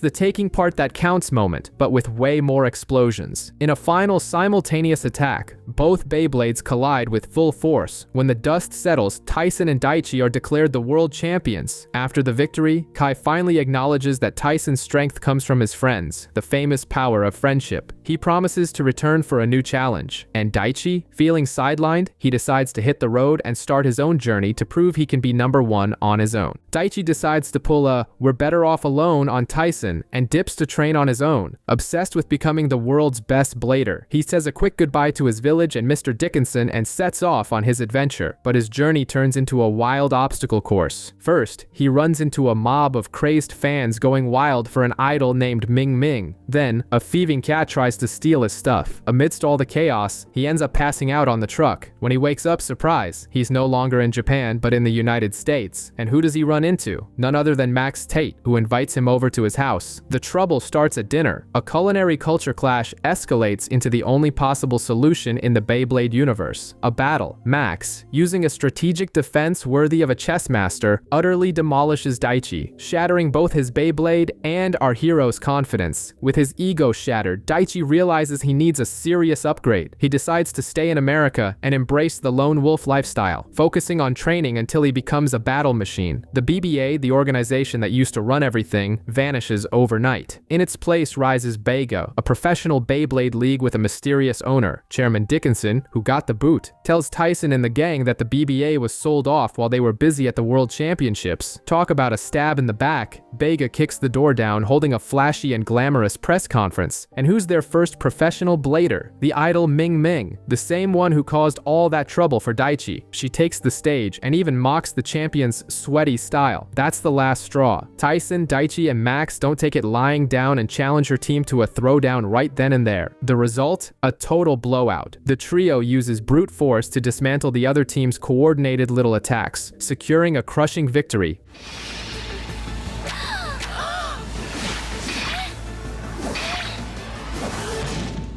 Bega's new boss is revealed to be Boris, the villain from past seasons. The gang is in shock, completely baffled. Boris, playing the perfect host, invites Tyson, Max, Kenny, and Daichi for an exclusive tour of the new Bega headquarters. Hillary, however, gets stopped at the door like a crasher at a VIP party and has to wait for the official opening. Inside, the guys are blown away. The Bega headquarters is like a Disneyland for bladers, with next-level facilities and equipment. Despite all the luxury, Tyson is still skeptical. After all, this is the same Boris who tried to take over the world using the Demolition Boys as his pawns. Boris spins a tale of a reformed villain, claiming he had an epiphany watching kids battle, and now just wants to bring the sport to the masses, giving the less fortunate a chance. A nice story, if it weren't coming from him. Tyson's suspicion irritates one of Bega's prodigies, a giant named Crusher, who wields a launcher that looks more like a cannon. Pushed by Tyson, Crusher admits he's in it for the money, but for a noble reason, to pay for his younger sister's hospital bills. The talk turns into a battle, and Crusher shows he has the strength of a bulldozer. Tyson almost loses, but pulls power from deep within, and clinches a narrow victory. In the end, Boris asks if Tyson believes him. The answer is still no, but Tyson admits that if Bega has bladers with Crusher's heart, maybe the league isn't all bad. Ray and his team are just chilling when they run into a new guy in town, someone named Mistel. The kid moves with a bizarre, almost inhuman agility, like a ninja straight out of the shadows. The atmosphere gets tense fast, and it isn't long before a Bay battle breaks out between him and Ray. The battle is insane. Mistel proves he's not messing around, using his Beyblade Poseidon in a way no one has ever seen. The guy literally turns wind currents into superpowered attacks, practically fighting in midair. It's like an airbender controlling a Beyblade, completely next level stuff. Despite all of Ray's skill, he ends up losing. Mistel doesn't play fair, using tactics so weird and unconventional that they catch everyone off guard. After his victory, he drops a bombshell. The BBA is history. story, and a new organization called Bega is running the show now. To make matters worse, he hints that Tyson, the great hero, has switched sides and joined their team. Ray is left with a huge seed of doubt. The story sounds bogus, but his defeat proves these Bega guys are dangerous. Without a second thought, he decides to track down Tyson to find out the truth and see what Bega is all about with his own eyes. Boris's new idea of creating a professional Beyblade league is causing a stir worldwide. Some people like the proposal, but those who know the guy's history are skeptical. Tyson is caught in the crossfire, unsure whether to join or not. That's when the old guard shows up to set things straight. Tala, Spencer, and Brian. They get straight to the point with Tyson, telling him their plan is to crash Bega's party before it even starts, and they don't waste any time. The trio invades the Bega headquarters, wiping the floor with 3 random bladers like it's nothing. But the easy ride ends when they meet Garland, a prodigy who is Boris's golden boy. The fight between Tala and Garland is fierce, but Bega has a bizarre perfect victory rule, which basically forces the match to continue until the opponent is completely humiliated. It's a rule designed to break the opponent's spirit. Tala fights with everything he's got, but is ultimately brutally dominated by the rule and Garland's power. Watching this cruelty firsthand, the match only ends when Tala is completely broken and finally defeated. And who was watching the whole thing from the shadows? None other than Kai. He appears and reveals that Tala wasn't naive. He already knew Bega was a threat and went after them on his own. Then, Boris decides to give his villain speech, revealing his master plan to control the entire world of Beyblade with his new professional league. He even mentions someone named Barthez Soldat as a past failed experiment, showing he's been planning this for a long time. Tyson, furious, charges at Boris. The calculating villain proposes an action movie style deal, a 5-on-5 team challenge 1 month from now. If Tyson's team wins, Bega will cease to exist, but if they lose, he and his friends must join the organization. It's all or nothing. At the exact moment of decision, Ray and Kai arrive to offer their support. With the old team starting to reassemble, Tyson's decision is made. He accepts the challenge. The war is officially on. Right off the bat, their sponsors bail, leaving the team high and dry. To make matters worse, Bega launches an ID system that basically turns all Beyblade parts into exclusive paid DLC. If you don't have a Bega ID, you can't buy anything. But the real gut punch comes when it's revealed that Jin of the Gale is Bega's new coach. The news hits like a bombshell and leaves Tyson completely stunned. To try and clear his head, he decides to settle things the only way he knows how. In the stadium, he challenges Ray to a battle, and what follows isn't a training session, it's a demolition. The fight is so insane that both of their Beyblades end up as scrap metal, destroyed in the process.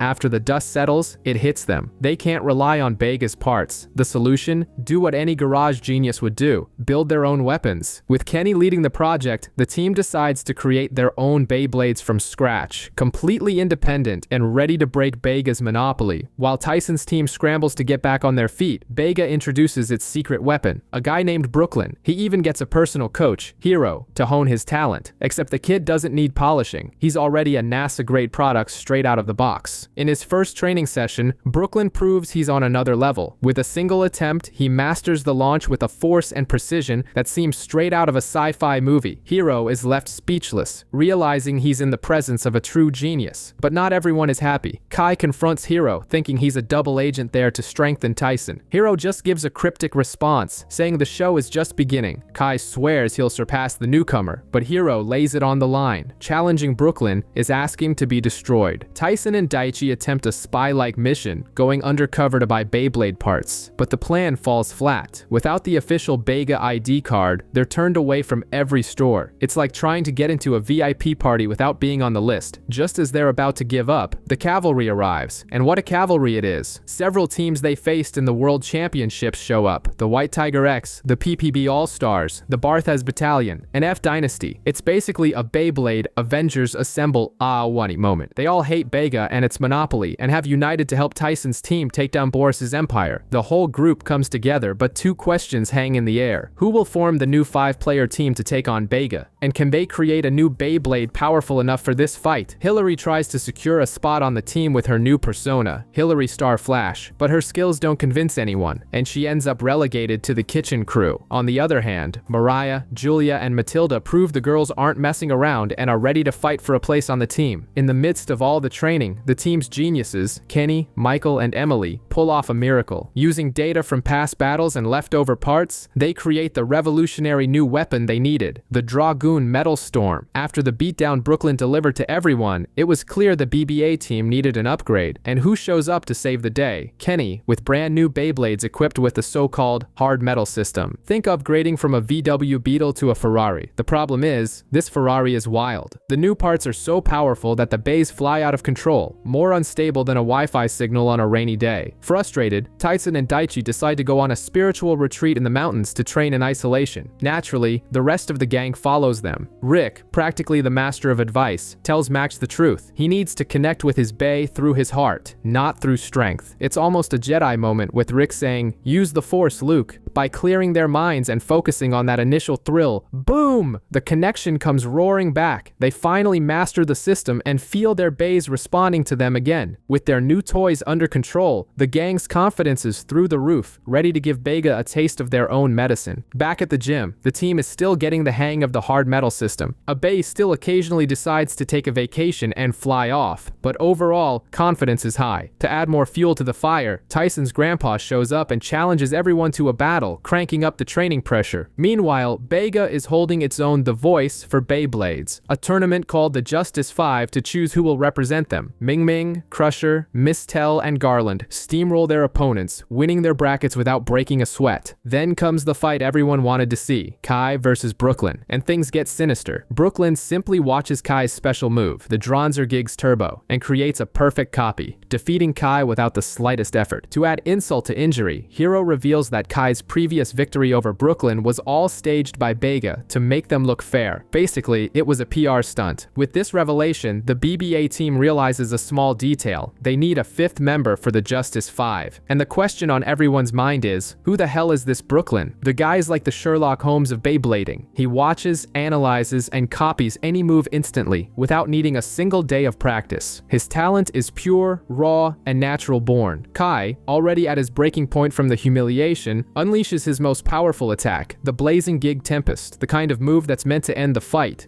Bronzer, full force attack!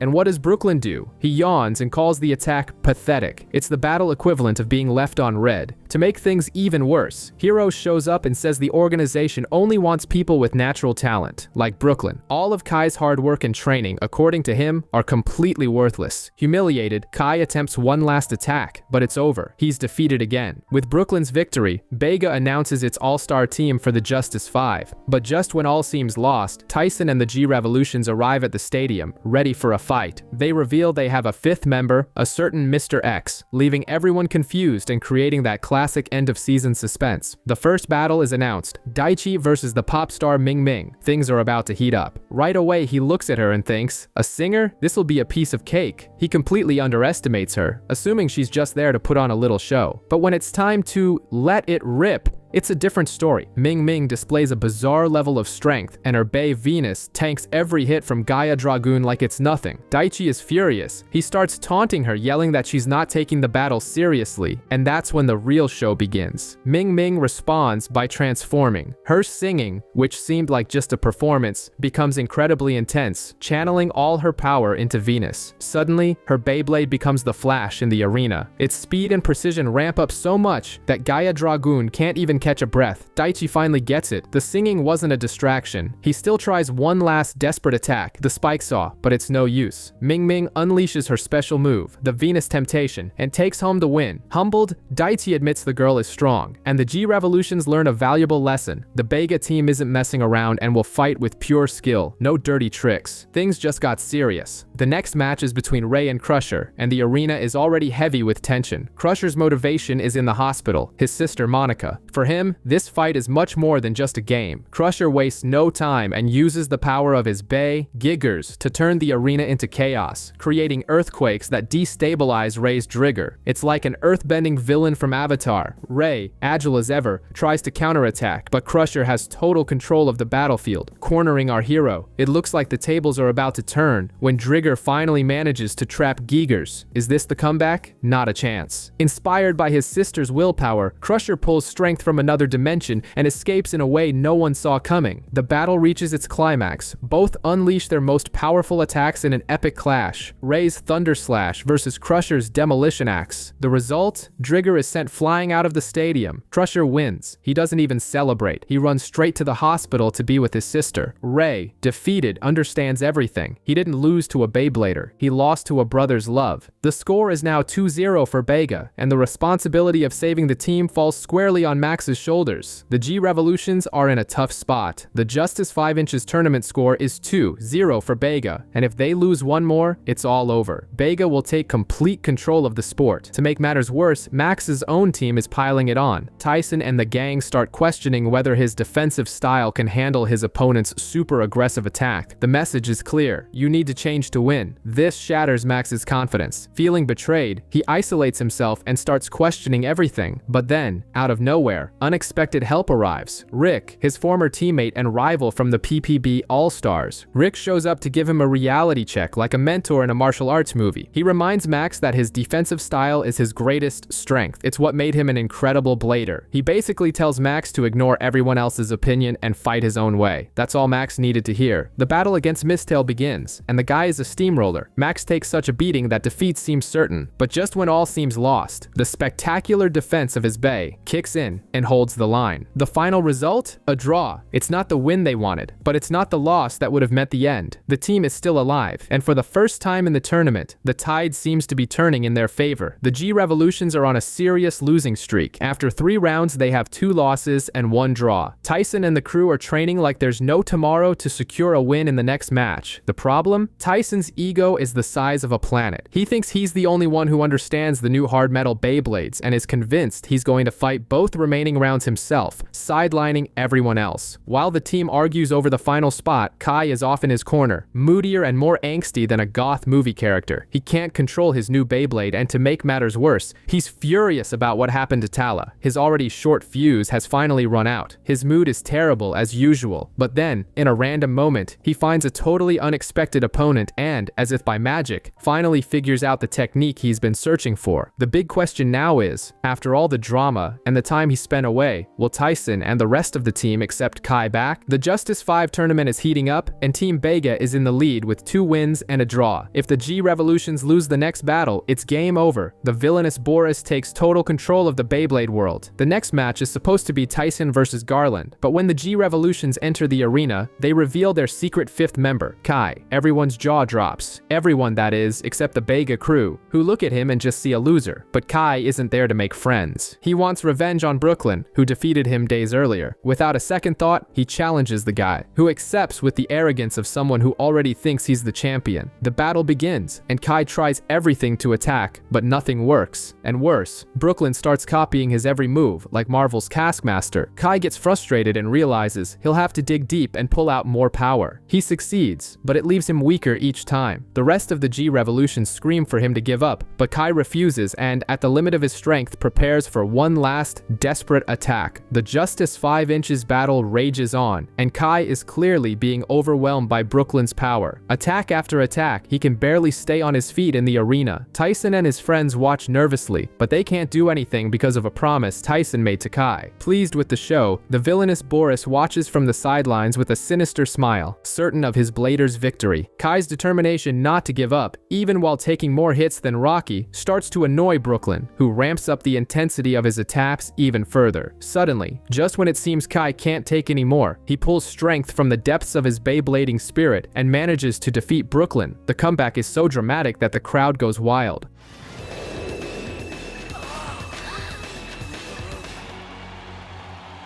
Kai leaves the arena and collapses into Tyson's arms, battered and bruised. Brooklyn remains in the stadium, in shock, processing the first loss of his life. Even though he's wiped out, Kai tells Tyson to worry about his own fight against Garland. Then, he limps out of the stadium alone, collapses once more, and watches in horror as his Beyblade, Dronzer, disintegrates before his eyes. The G Revolution's hopes are all riding on Tyson's shoulders as he prepares to face Garland. After Kai sacrificed himself to defeat Brooklyn, Tyson is determined to make that that victory count. On the other side, Garland is radiating an enviable level of confidence. The reason? His family has been sports champions for centuries thanks to a little book with the Tsebolt principles of victory. Basically, a manual on how to never lose. It's like fighting with a game FAQs walkthrough. To prepare, Tyson seeks help from his friends, finding the focus he needed in their support. The battle begins, and Garland seems invincible, following his family's manual to the letter, like a robot programmed to win. But Tyson isn't satisfied with that. He doesn't want to fight a rule book. He wants to face the real Garland. Tyson starts taunting him, challenging his opponent to abandon the family code and fight like a true blader, with passion and instinct. The provocation works. Garland gets angry and decides to throw the principles out the window, fighting with everything he's got. The question now is, can Tyson handle Garland's full power without the manual holding him back? After the draw on the Justice 5, Boris announces a sixth and final battle to decide it all. Desperate, Crusher and Ming Ming try to pull a dirty trick and stage a surprise attack at Tyson's house to get him disqualified, but they didn't count on Rick and Ray, who show up to defend their friend. In the middle of the chaos, Tyson himself arrives and pulls a talk no jutsu, using the power of speech to convince them to stop, revealing that Boris has just been manipulating everyone. Meanwhile, Brooklyn is having a full-blown anime villain meltdown. After losing to Kai, the guy simply can't accept reality and goes into a tailspin. To make matters worse, Hero speaks up just to poke the bear, provoking Brooklyn and forcing him to face his own limitations. The tactic works a little too well. Consumed by hatred, Brooklyn awakens a dark and sinister power. Across town, Tyson prepares for the final duel, ready to defend the true spirit of Beyblade. Things get serious, fast. Brooklyn is wielding superhuman power, tearing the entire stadium apart as he declares himself an untouchable god. Basically, he's created his own final boss dimension. Tyson, however, realizes that behind all the bravado, his rival is just a lonely guy. He tries to connect with Brooklyn, showing him the true joy of a Beyblade battle. Brooklyn refuses the offer and unleashes his ultimate attack, the King of Darkness.